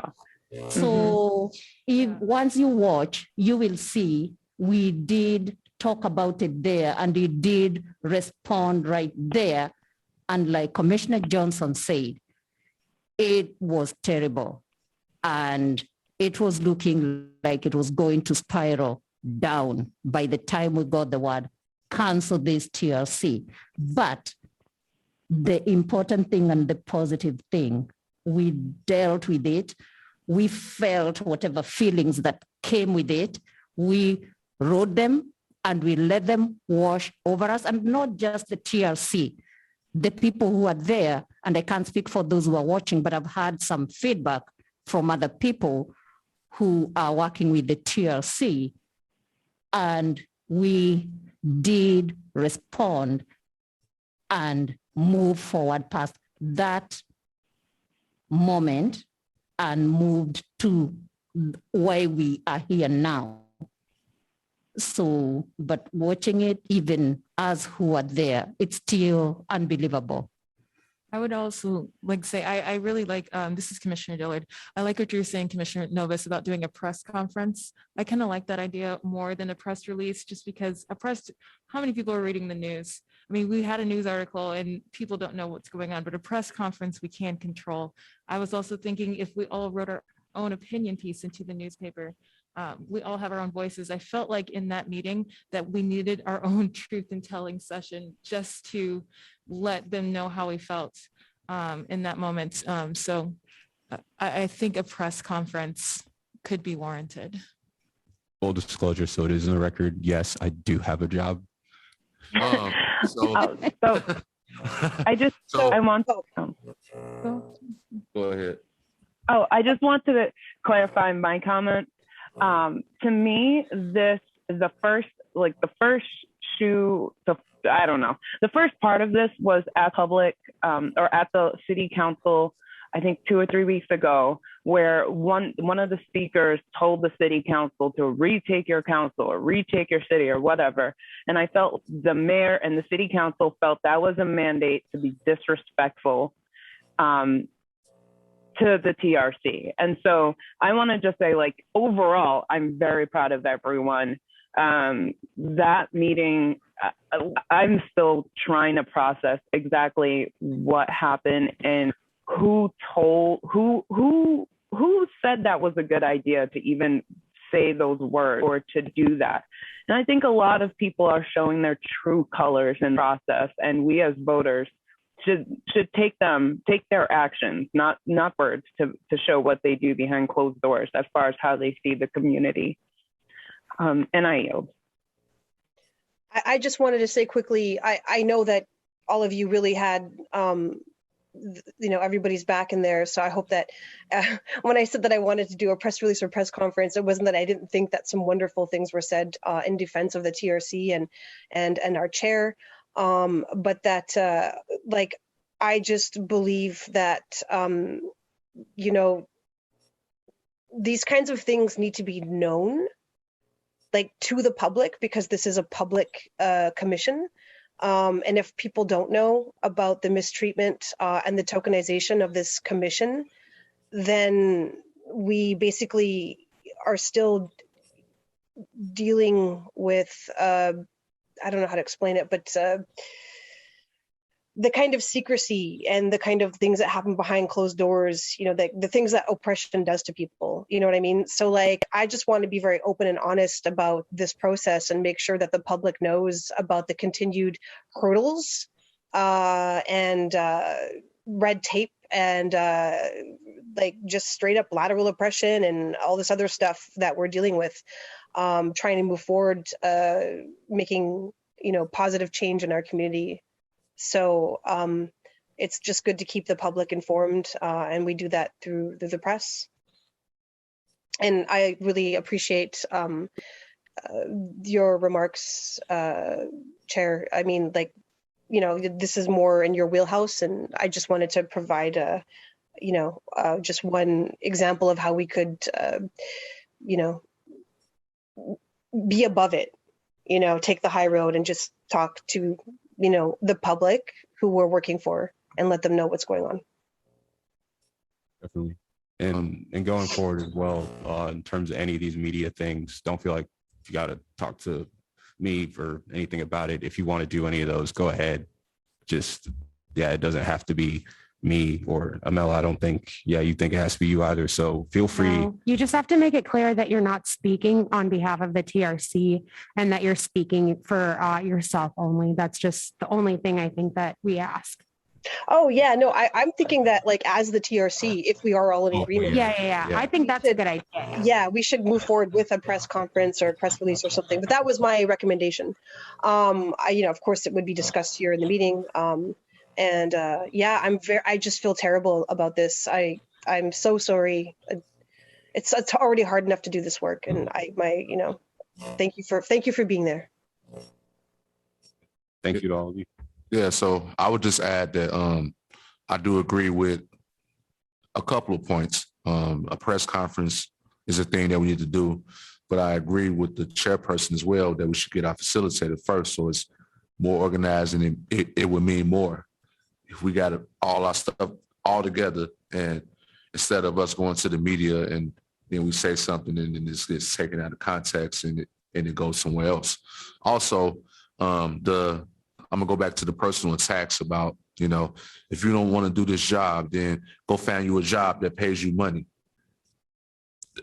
That's unbecoming of a mayor.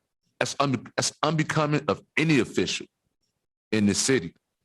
And it didn't make me feel like that he was opposed to a stipend or he was opposed to the budget. It felt like more of a personal attack to me. He has a personal issue. And I don't always agree with what people say in different meetings, but I don't do personal attacks against them. And that was a meeting that spent like 30 minutes of personal attacks against you and against other people. And it just doesn't make sense to me. And it's not the end of it, because when we get to more agenda items, I'm going to discuss more personal attacks that has been happening with different things. It's just starting to be, I don't want to use this word, but the personal attacks are starting to become a pandemic because it's just not stopping, and one of the things that, he attacked you about and attacked us about, the commission about, was the whole Roy Sam Porter thing. He's still saying that was a good person, that we did wrong. He stated this publicly into a meeting. The people that have been on the commission from the start that know we didn't do anything wrong. With that, I yield. I think also, and this isn't to like diss or have anyone else's side. I think it's also like he genuinely probably has not watched the meetings from before. I brought that up. I don't think that any of the counselors watched the I brought that up as well. I remember during our one session, Maz literally said to us, I will not be attending your meetings. I'm not going to be attending them. So it's just hard to hear, a lot of pushback and feedback when nobody's here, even on Zoom. So that's just the rough thing for me, it's funny that the one counselor who supports this the most is the one who has been paying attention who watches all of our Zooms, even or all of our meetings, even after. So I don't know. She gets marginalized. It's just really frustrating in that aspect because they have access to see what it is we do and what we work on. But, I don't, as far as the personal attacks and stuff, I'm not sure what your relationship is with the mayor or whatever.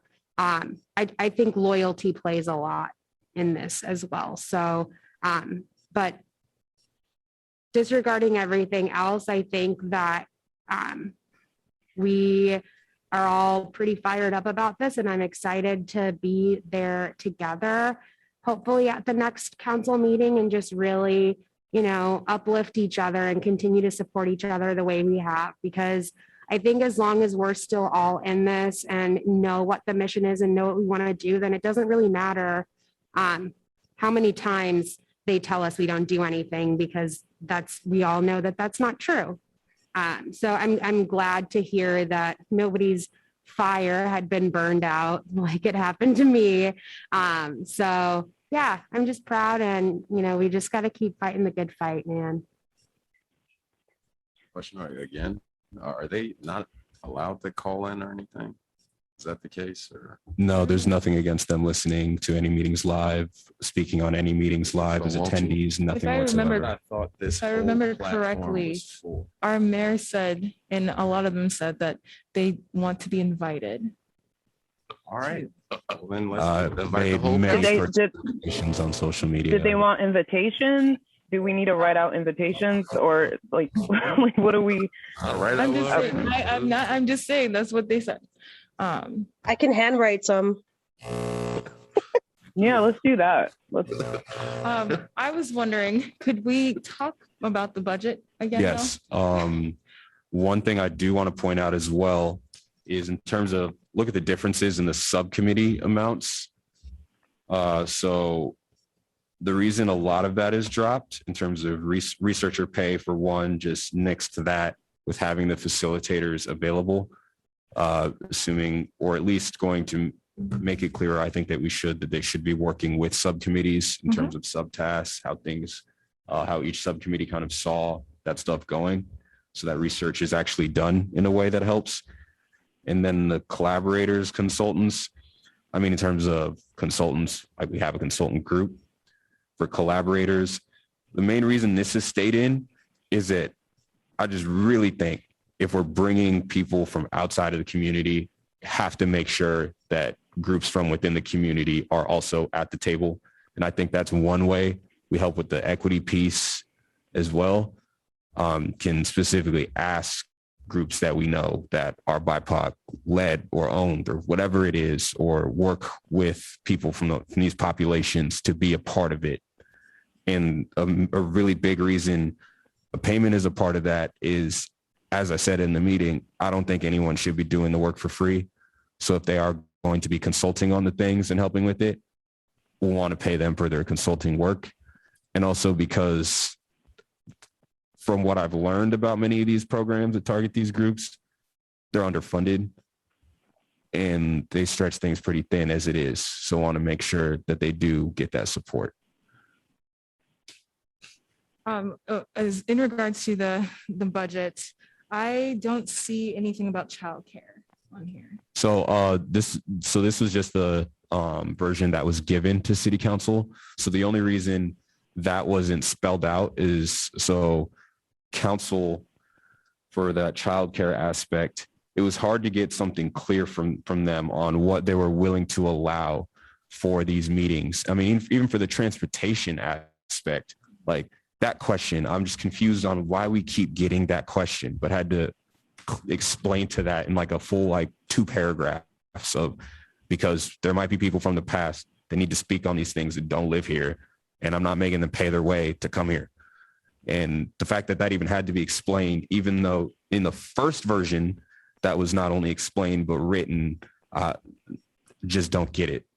So I think when it comes down to the childcare part, it might have to be wrapped in to some of the materials miscellaneous. But one thing as well that they've continued to say is when it comes to the public events that we have, that they would work to make sure that it actually happens in places, that some of that can be taken care of by the city. I keep hearing a lot about how the city will help with this and that and this and that. So if that's how it's going to be said by them in work sessions, or also in the first time how they said in the work session, going to make sure their feet are actually held to the fire on that. Because that's the only reason it's not in this budget. Because if they want to keep saying it, it better actually get done.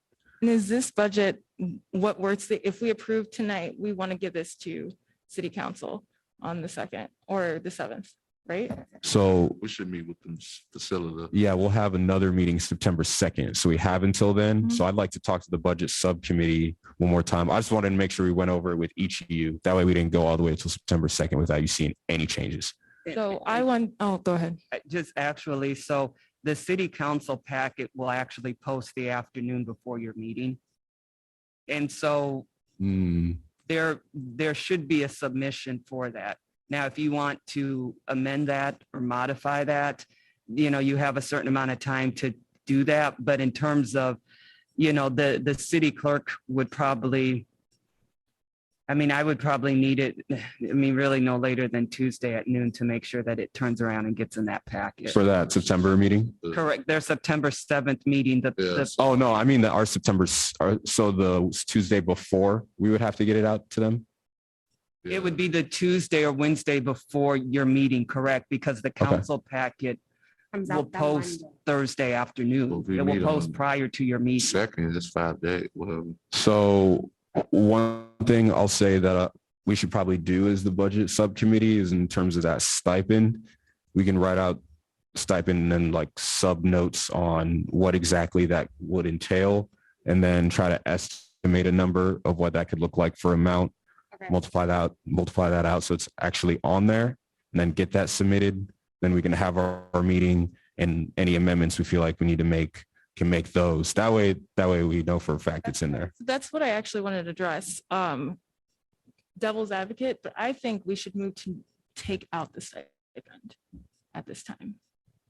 I mean, my thing on the stipend is like, I want to keep the word, but instead have the sub categories underneath of like babysitter, food, etc. Because I'm just like, my thing is, if we take all of that out, it again goes down to have to keep track of every single receipt that you pay for on anything.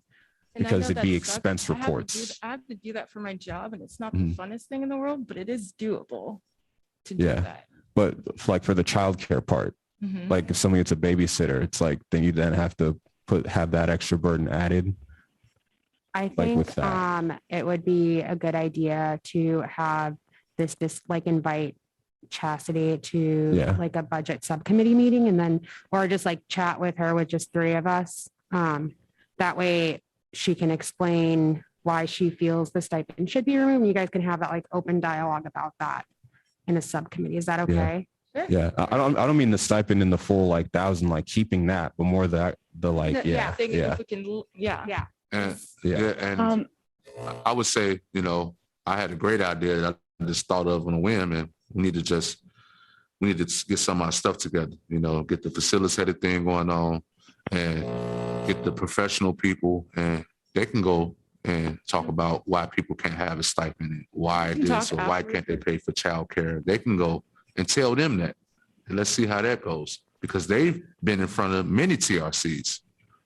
So That too. Yeah. That's something we can have asked at September Yeah. 2nd. My only reason for saying that is I want to put our attention more on the facilitators. I'll say again, I'm okay with, I believe we deserve to get paid. I just feel like we have a lot of attention on it, and we can talk about this another time, but I would really like to put the attention on what we're here for. Oh yeah. Yeah. Completely agree. But just one clarifying point. Even if this budget goes in front of them without stipend word, anything, there is no guarantee every single line item gets approved. If they want, they can vote item by item what to approve. So I want to make sure everyone is clear on that, so you know. What I was understanding is this was a base. This was something to start off on and negotiate from that point out. Mhm. That's why I was so confused why so much. It seemed like we have to start from somewhere and then work our way out rather than just, not have anything at all. So I don't understand why it turned so ugly, but it doesn't make sense. We're supposed to be uniting together and not dividing ourselves and saying, Commissioner Daniel has had her hand up, so I just want to make sure before Eric says something that she Go gets a ahead. chance to speak. Go ahead, Deb. I think Commissioner Harris is right in the sense that the facilitator may be in a better position to move this forward. It really seems like people are struggling to understand that this is not unusual. It's not even unusual for commissioners to get a stipend in other states. So this shockwave that our request made is a little over my head because it's just over my head. But I think the facilitator might be able to help introduce a new idea to Iowa City, or at least the city council and the mayor. I yield. In that case, we'll have you still, if you want to join that subcommittee meeting, come in, but can just cross it out and let the facilitator take care of it. Can I just throw something out there for the subcommittee to consider? Is to maybe at the meeting for the 7th, move forward on only the approval of if this is assuming that when you meet with the facilitator that you want to move forward, you also have the option of only submitting the cost for the facilitator to the council on the 7th. And then you can work with the facilitator once that contract is signed and really create a roadmap that is blended with your vision and their experience. And then you can present the whole budget to the city council.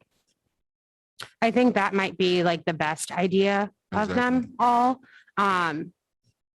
And I think we should continue this conversation specifically with like the budget and stuff. I assume they will probably, assuming the council passes and agrees to hire them, they are probably going to have opinions on what our current budget is anyway. So it'd be nice to get some opinions from people who have done a lot of this before.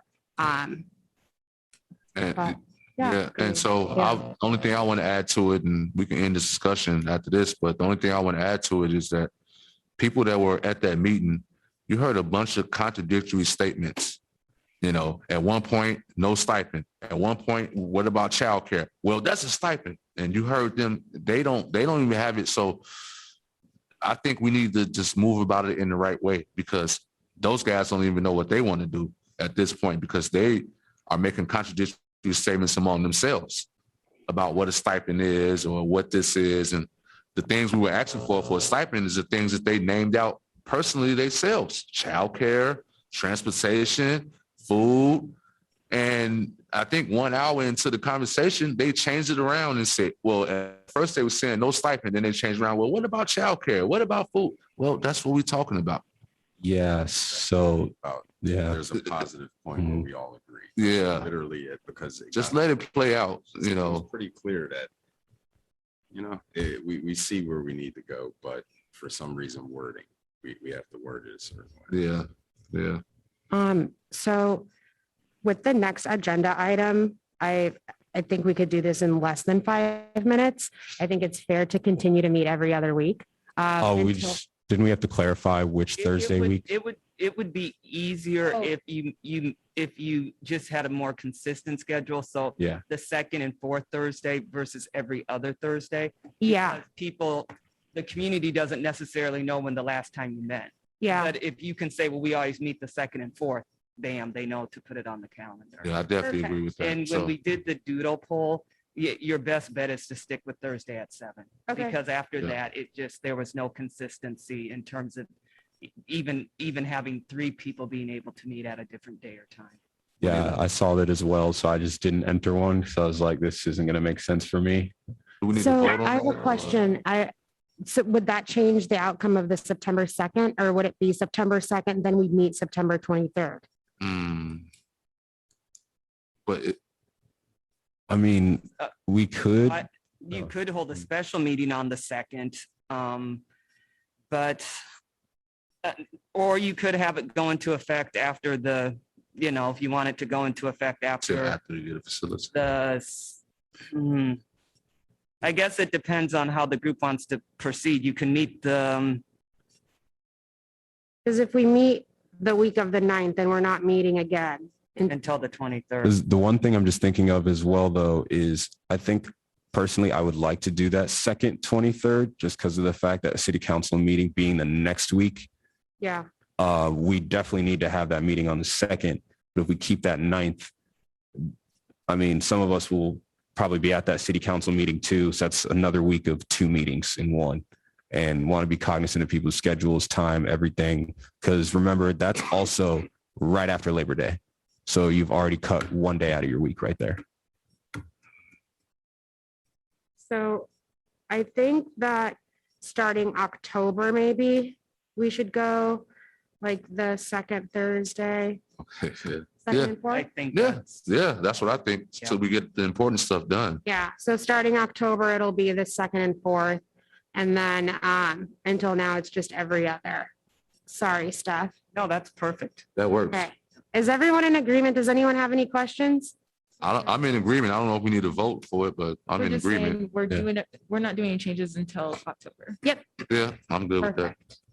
That'd be September 2nd, 16th, and then 30th.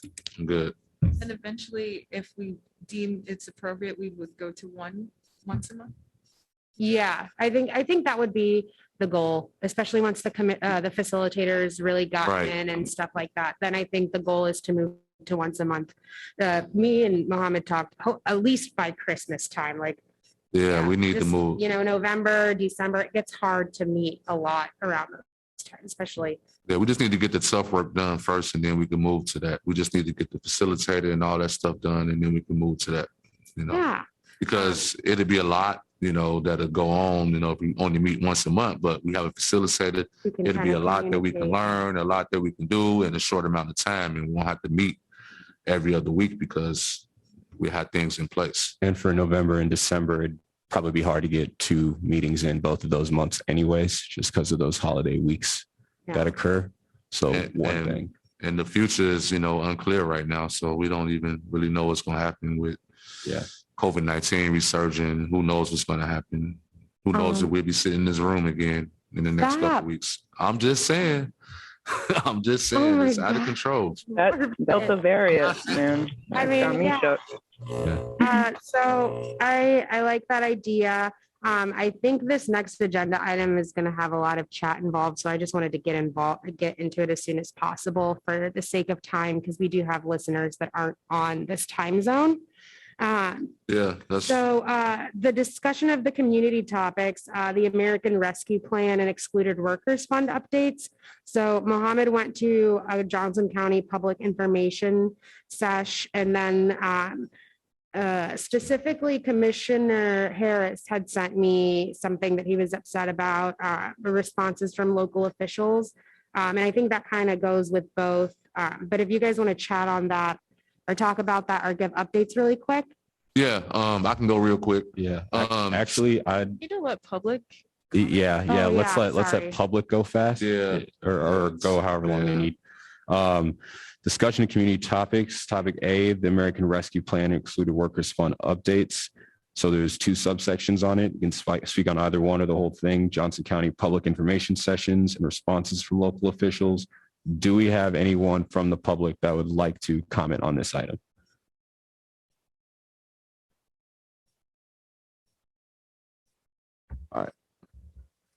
So just an update.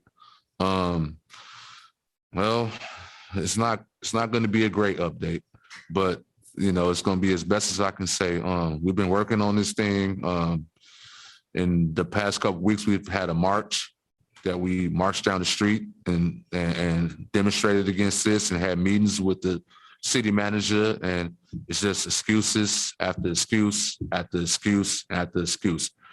And on top of the excuses, a Johnson County supervisor, Rod Sullivan, he decided to take to social media and put a comment that we can all see in our packet. If you look in your packet, and you can go, and it's the pages that has the Twitter layouts, and it says, parts of the story don't add up. How does she work at the Marriott without a social security number? And so a lot of people challenge him, because that's assuming things. That's also a comment that's kind of not appropriate, especially for a person that's supposed to be a Johnson County supervisor. But then you would think that he would stop at this point. But instead, he said either the Marriott is ripping off or the Marriott is ripping off taxpayers, or both. Or she's misstated her situation, which I guess he's saying that she's lying. And she's actually eligible to get funds right now, which we all know that's not easy for people to get funds. It's all up to her. She should follow up. And he also continued, and he said she should get everything she is eligible for. Something doesn't add up. Then he continued multiple times. He was like, did you meet with the EWF coalition? And he said, I've met several times with Kathy and Katie, a few times with others. I don't know the woman in the story, and she never asked to meet me. If she wants to, I will. Well, that's not true either, because I invited him to have a meeting with me a couple days ago. And at the last minute, when I was going to meet him, he found the way to bail himself out of the meeting because he didn't want to meet me because of all the things he said. And then he said, I think she should apply at the county to get the benefits. And then this morning, I got more stuff from the Excluded Workers Fund where he was doubling down, saying more things again. And it just doesn't make sense. But those people are working hard on that thing, but it's not going to go good. A lot of members of this commission were there with me. And one of the first things that one of the members of this commission did to me is pointed when we went to the Johnson County listening event and pointed at the date that said October 27th is the next time they're going to talk about it. So with that, I'm gonna yield, and somebody needs to call out these. This is starting to become ridiculous. Yeah. So I just want to say on this is Mohammed. So as most of you know, I was out of town last week for work, and I was going to be gone until Sunday. And I woke up on Saturday to just all these messages from and just like what's going on, like what happened. Like I hadn't been on social media like at all last week. So then once I finally see the tweet, just like first thought was just, why would you even like say that? Like it was like a Friday night or something.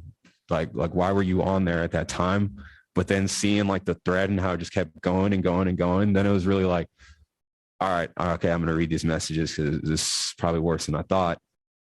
And by that time, it essentially came down to, okay, I'm not staying in Des Moines until Sunday. I'm coming back Saturday. So I got back Saturday just to make sure, get enough done Sunday. Is like, yeah, I have to be at that meeting Monday night. And the second I saw that paper, I pointed to you and showed you that the final listening session on the American Rescue Plan Act is October 27th. And I didn't mean to like chuckle like during that meeting of like, literally thought it was funny, but like funny of like, wow, like I hate that I was right. Of said since June, I think in one of the Excluded Workers Coalition meetings, I have a bad feeling that this is just going to get dragged out until after the elections. And they're like, why? It's like, I don't know how all these people can be emailed. It can be this public, and this little movement and listening sessions won't even start until August. Like that doesn't add up. Why would you not start listening sessions till August? You might not know all the details on what you can do with it, but you can still listen to people before August. So with that not adding up, stonewalling, stalling. And I know we were told it wasn't stonewalling and stalling, but being told that, as the coalition said, and as the Iowa City Catholic Worker House said as well, the intentions are different than what actually occurs. It's like, luckily enough, these moratoriums on evictions have been pushed out. Had they not been, really don't know how all this would be going right now for these people. Like this could have been July 31st that this moratorium was over. randomly gets pushed out. And now at this point, if it just keeps going till October, how much longer can we count on an eviction moratorium getting pressed out? How much longer can we count on little funds here and there being released from general funds to keep people going? Eventually, something's got to give one way or the other. And the fear is that it doesn't go in the way of the coalition and of the people that really need this money. And that's why, like earlier when we were having that conversation on Forest View, and I don't mean to try to go between two things, but essentially, this is why I really think it needs to be something larger, involving other coalitions, involving other neighborhoods, involving other groups. Because if we can go to this many meetings, press that hard for this many months and just nothing, and still do October 27 and say it's just procedure because just finding out, while other states and municipalities have passed things like this, definitely need more people behind it. Yeah, and I agree with that too, because at that meeting on Monday, when the person that the Johnson County supervisor disrespected or said what he had to say about her, when we wanted to let her speak, we had to take over the whole meeting. We had to say, hey, this is not the format they want this meeting to be in. We wanted people to speak and say stuff. And this was a woman who the county supervisor, Rod Sullivan, disrespected. And me and a few other people had to take over the meeting like, hey, it should be public comment. You can't keep restricting public comment. This is a common thing in this city and this county. And we had to take over that meeting to just let public comment be heard. And that is a disgrace to me. This is Commissioner Dillard. I just want to share my point of view. I didn't attend those meetings, but I did attend the nonprofit session. And as a member, a worker of the nonprofit, and I was really discouraged to hear that they were only going to do 6 sessions, and the sessions they're only going to do 2 in Iowa City, 2 in Swisher area to cover all of Johnson County, and then 2, however, in some other areas, and they're expecting people to come to them. So that to me tells me that they're not going to get any of the public. They're only going to get the same people that always go to all the same meetings. You can go to any meeting, you'll see the same like 50 people. You'll never see a difference. So that means that they're already not committed to actually hearing the people. So I think that's where we come in as a TRC to actually do some type of listening post. They're not actually going to hear what our people, the people in this community actually need from the American Rescue Plan. So I hear what you all are saying, and I'm just gonna say, I think it's all a scam. They don't really care what people need. I don't know how we can move forward and make this a part of what we're trying to do. Of course, we can say our opinions, but I'm really interested in what we can do to move it forward. I liked one thing you said there that sounds really intriguing, actually, is a listening session of our own, of being able to invite all these people for that.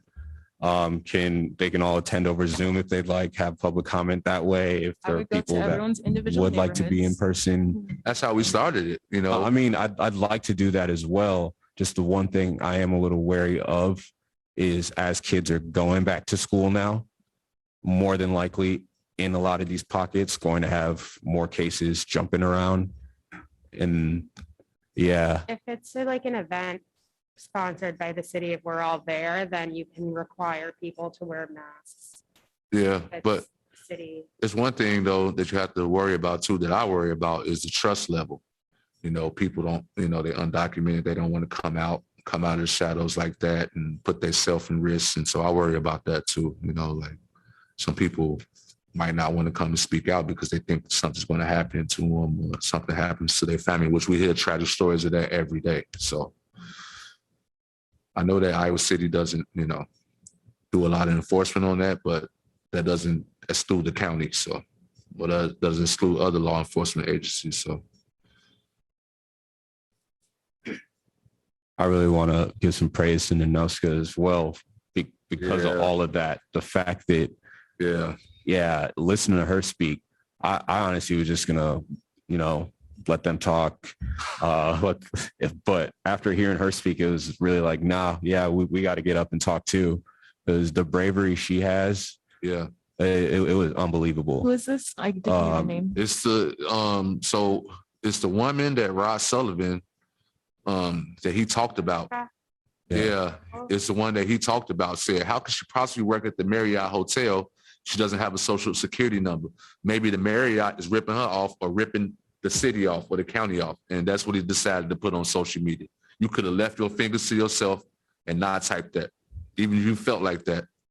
And so that's what he did. And then when I wanted to have a meeting with him after he said that, he ducked that meeting. And then he decided this morning to put more inflammatory comments about things, about how he believes that people, he knows many people say that they work so hard and why do people want to get money for free and other things. That so he doubled down on it more this morning. So, you know, and it's to the point to where people are talking about, hey, can we find somebody to run against these guys when it's time for election? That's what the point is getting to. They got to go. Keep in mind, Inoska is a single mother that works multiple jobs as well. So. Exactly.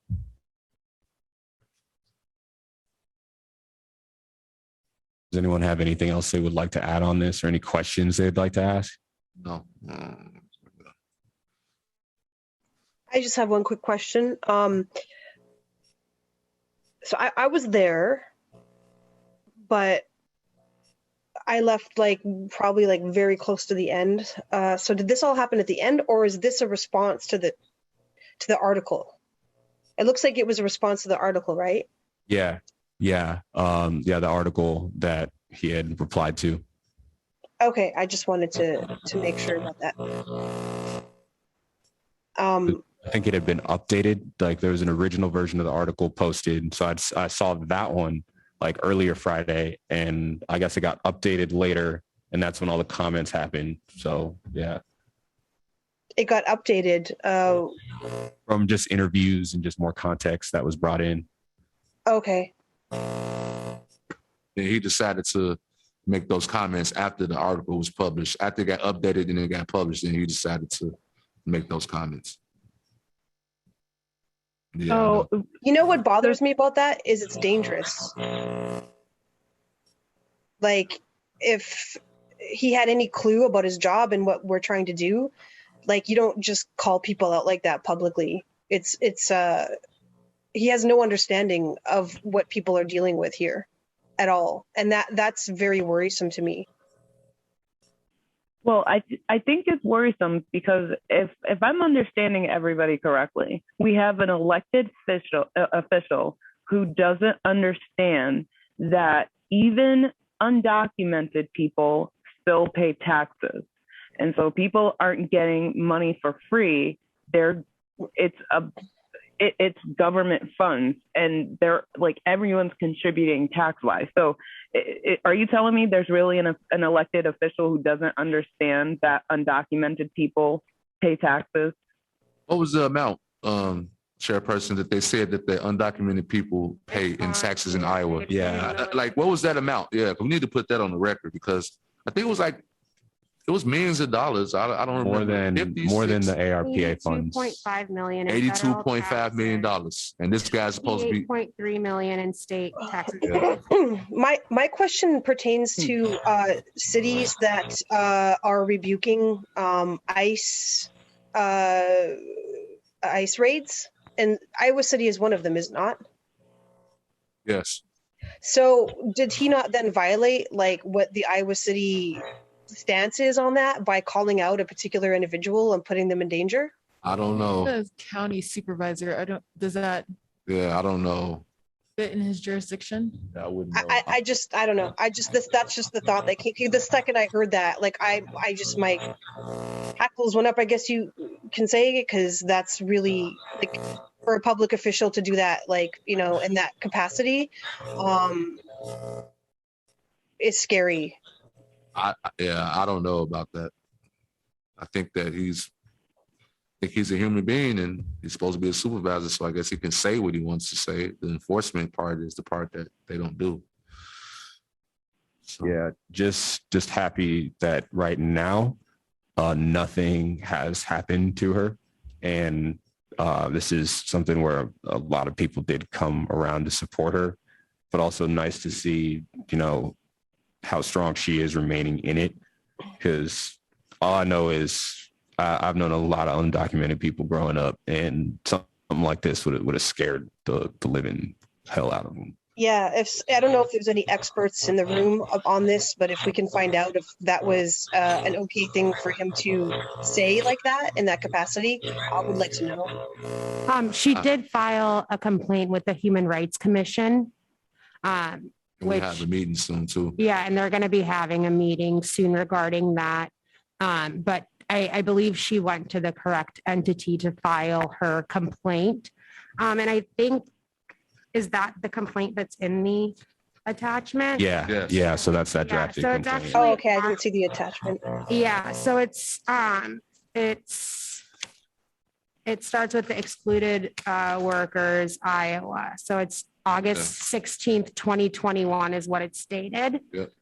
It says complaint of discrimination and public accommodation, retaliation, and intimidation against Johnson County Supervisor Rod Sullivan, the county of Johnson County, and the city of Iowa City. Right. And So we, she did the correct things as far as Okay, good. I'm really glad to hear filed the that. complaint and everything like that. And there were a lot of people there supporting her, which was really awesome to see. and we have Okay. 3 TRC members that signed off on that too as Yeah. well. So And I'm also afraid that she kind of being zeroed in for some hate groups.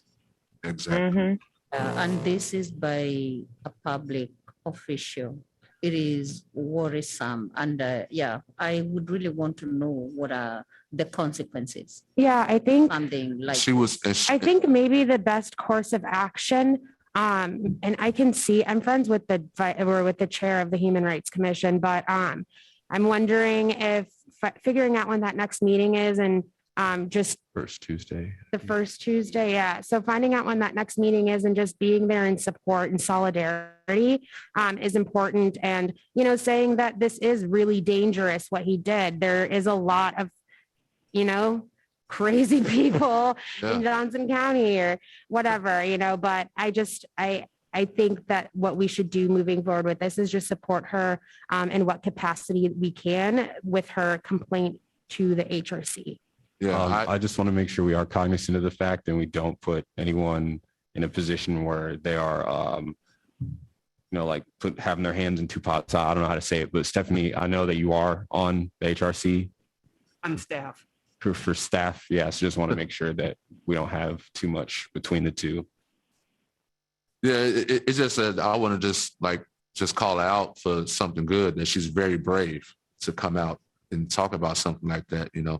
Leaving out of Iowa City, go to another town or a city, she can face deportation, or she can face, like you said, these groups, these hate groups, these people, she can face violence against her family. So I commend her for being brave and coming out and speaking about that.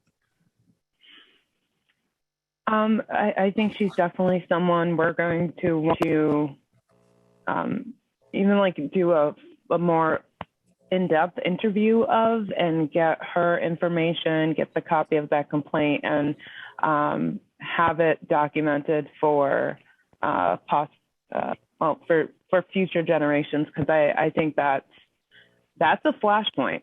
We need to kind of recognize that we have an elected official or a government official who is doing that kind of nonsense on social media, and I'd like her to have a voice. And Yeah, and I would just add to that, I would definitely approve any vote to have her as one of our troops.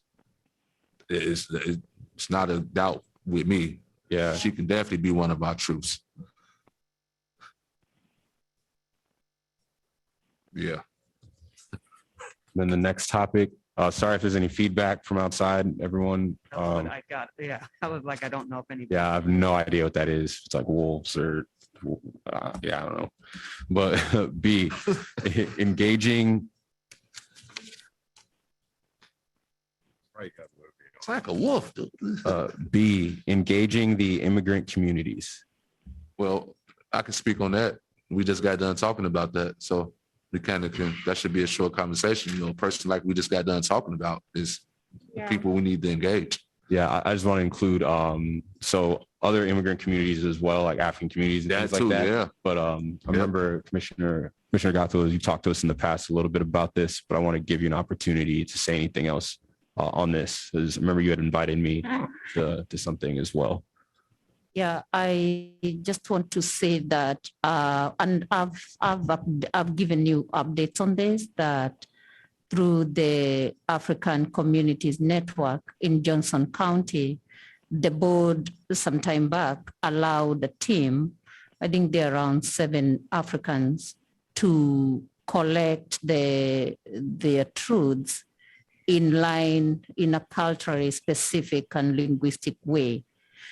And I am part of that team. And because they've been following our meetings and even our last 2 sessions on budgets, and as they meet and as they decide on the method to do that, maybe a public forum where they do a focus groups, there might be some need. So right now, they're wanting some clarification on what may happen on some things that they might need. One of them is childcare. We do not want somebody not to come and speak their truth because they cannot get to the venue.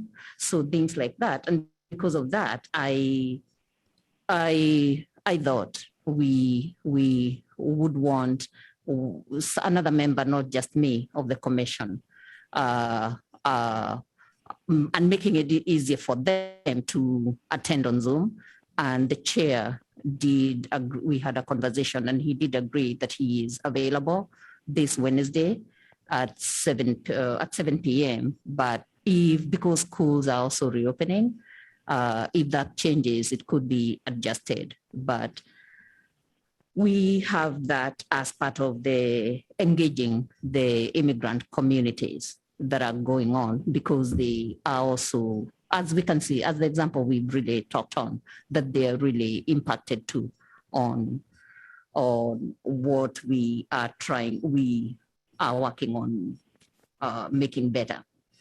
And if I'm thinking if any other commissioner is able to attend the clarification session, that would be good. And that would make us 3 without it ending up being a TRC meeting. And I think for now, that is what I have on the community, understanding, getting more and hearing from a different commissioner. I would just say, yeah, we need to reach out to all immigrant communities, because I don't know if a few commissioners might remember, we heard from people that was from the Latino community, but we also, when we went to some of those meetings, we heard from people that were from the African, and they were African. And it was one guy, I don't remember his name.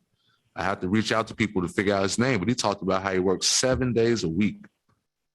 He said he worked 7 days a week at the university. He said that he had to. He didn't have any other choice. So we need to, so reaching out to people of any immigrant community, we need to reach out to them all. So with that, I yield. I'll respond to that. It's still Commissioner Gabdua again. And you mentioned Latinx, and we have a big population. Yeah. And during the diversity businesses, when we were attending there, we engaged with, her name is Elizabeth. She's been a liaison in the Iowa City School District. Yeah. And I really celebrate that. Now she has gone to the point of starting this is just my name for it, a cultural center, a Latinx. Yeah, that's my name for it. It has a name on the Pepper Drive Plaza. And so far they started with childcare for the community, which is cultural specific and linguistic specific. And now they've moved on to teaching English. I am excited it's growing. The point I'm driving at is we had some conversation on how she's one of the right people to help the TRC get to the truth from the Latinx community in Iowa City. Yeah. And yeah, so with that I yield. Thank you. Yeah, this one just wanted to have on here to things for everyone to keep in mind, but also just have notes for anyone that is attending if they have any other ideas as well.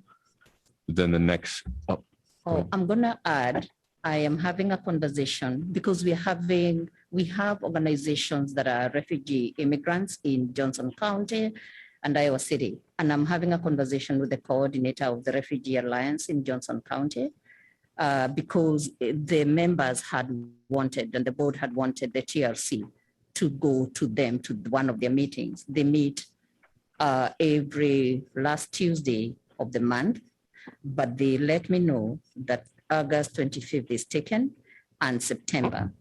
But we are considering October whether a number of us can go and so far we've been doing Zoom meetings and present to them and tell them what the TRC is about. And they want to listen and hear because there are organizations in Johnson County. And they work with refugees and immigrants in our city. So, and they find out the gaps and the redundancies. So it's a good avenue for us to engage with to engage with the immigrant communities. With that, I yield. thank you. Yeah, I wrote that down as well for that possible for October in the Refugee Alliance, Johnson County. And then the next one we do have is the youth engagement aspect. So it's one on here. So I know we have that education, youth engagement subcommittee, but I do know Commissioner Johnson, you having everything going on with your gym and the new gym coming in, but also just with school starting. I think it's time to kind of just keep that in our minds of not wanting anything like these past few summers with the shootings and those aspects going on, but also it's one thing to, as I'm sure you're all aware, talk about education reform, youth engagement and stuff, but it's another thing to really get them to the table. And then I've been speaking with Henry Harper a lot, who actually worked at City High and in terms of created youth program, helped a lot of people I know really continue on in life, make it places. And he was a community police liaison for a while. Now he's with the National Development Council. But one suggestion he had that I really liked that I think we should think about in terms of not only engagement, but also final recommendation is having kind of like a youth advisory council of some of these kids at these high schools to really bring them in and give them a voice saying, hey, what do you think needs to change for your education to actually make you care a little more? Or if it's not that, what's going wrong at home that you think you could receive some support on, or what are teachers missing, things like that. So it's one thing to ask the adults, but actually going to them really helps. And then giving them that voice and that feeling that they are going to be supported if they do have these complaints. So, there's none of that gaslighting or any of that, oh, that happened years ago, don't worry about it anymore. If they're to finally say that as adults, want to make sure that stuff is taken care of. So I don't know if you guys saw the last 2 years, Instagram summer, especially summer of 2020, there are all these accounts popping up of students anonymously posting to this, like an ICCSD one about all this racist stuff Black at ICCSD. that had been happening to them at school. And it was heartbreaking to read. Well, here's my thing. I think we should, and I usually don't like to pass things on or go over things, but I think we should pass this one on because the woman who was here, she was going to speak on that because I'm working with her on some things with restorative justice and and I'm supposed to talk to some children this weekend. We still haven't got the date lined up, but she didn't feel well. So I think we should talk about this, put this on a different agenda and talk about that again, because I've been talking about this stuff with her recently. There's a child in my neighborhood who did something that he shouldn't have did, with some fireworks and stuff like that. So, and it terrified another child. And so, but I don't feel like that, I feel like they're both going to be victims because the child that was terrified, he's terrified and mad about the fireworks, but the child that did the thing with the fireworks, he's going to be villainized. So I think we should just put this, to talk about this again. We can't let this come off of it. I don't have a lot to say about it today because I'm still working on it, and I wish she could have stayed, to say what she had to say, but she didn't, Yeah. I just wanted to chime in. I really like the idea of youth advisory councils. My Yeah. organization, UAY, and a lot of other organizations have done that in the past. So I think it'd be a great thing to, I really want to give our youth a voice. So Definitely. I want to move forward on that. Yeah, and currently what Commissioner Dillard is saying, the youth engagement, we have it together with the education subcommittee. So, and the idea of a youth advisory, we can talk about that and how we go about it as Definitely. TRC. Definitely. Because that's my area of expertise. Yeah. Because I'm a licensed school counselor in Iowa, Yeah. and I train school counselors. Yeah. So I never want youth to be left behind. And even as we engage immigrant communities, even now in the team, I make sure I am getting youth, and I want also to make sure I get a cross section of youth to be on board. And even right now with the groups that I'm working with, I make sure that they don't get forgotten. And also being an educator in the school district, either having worked there as a school counselor. So being in touch with that, and I agree with Commissioner Harris. We are not going to engage very much right here, but that it's a direction that the education committee put together youth engagement with that subcommittee. We can continue. Yeah, we need on that. Yeah. Yeah, we definitely need to talk about it some more, because I think one of the people that, Cliff, he has a gym. He tries to help youth. I got 6 kids under the age 20 to 5 years old. So that can be very helpful in starting a committee to work on that, especially if you have all the attributes and the facilities and the areas and the programs. I think you definitely should be the head person on that. So And then I think we should be. I like the youth advisory council experience you have as well. But yeah, I mean, it sounds like all of you really have something to bring forward. I just. All in the process right now. I think that these are all great discussions, and I think we should also just keep in mind what we're actually charged to do and not mix that with things that other organizations could be doing. Yeah. And still do our collaborations. No, I agree. I just wanted to make sure it's just put out there as an idea, because it can be something that's put forth as a recommendation. Like when it's all said and done, just keeping these things in mind. It's one thing for us to recommend it, but kind of need to lay that brickwork here and there. Like, yeah. And then the next thing we do have on here is the correspondence. So I'm not sure that we had anything else on this aspect that we didn't already cover. So some other attachments in here are the electronic version will be better for this, but the slides for the American Rescue Plan Act, the local fiscal recovery fund. So I got this off the Johnson County website. Just to make sure it was in the public record, because never know who's actually going to be looking at our agendas. Just want to make sure that they have this information available. So it's not just saying ARPA, but they really see what all of this can go towards, and then see that with the Excluded Workers Fund Plan Act. And then also the last thing was we had that just quick talk about the strategic planning stuff last time. This isn't something me to have memorized or anything, but just wanted to have that outline attached for everyone's records, and also just to have in the official record in case we ever need to come back to it, or if it's something we can do to work with the facilitator group.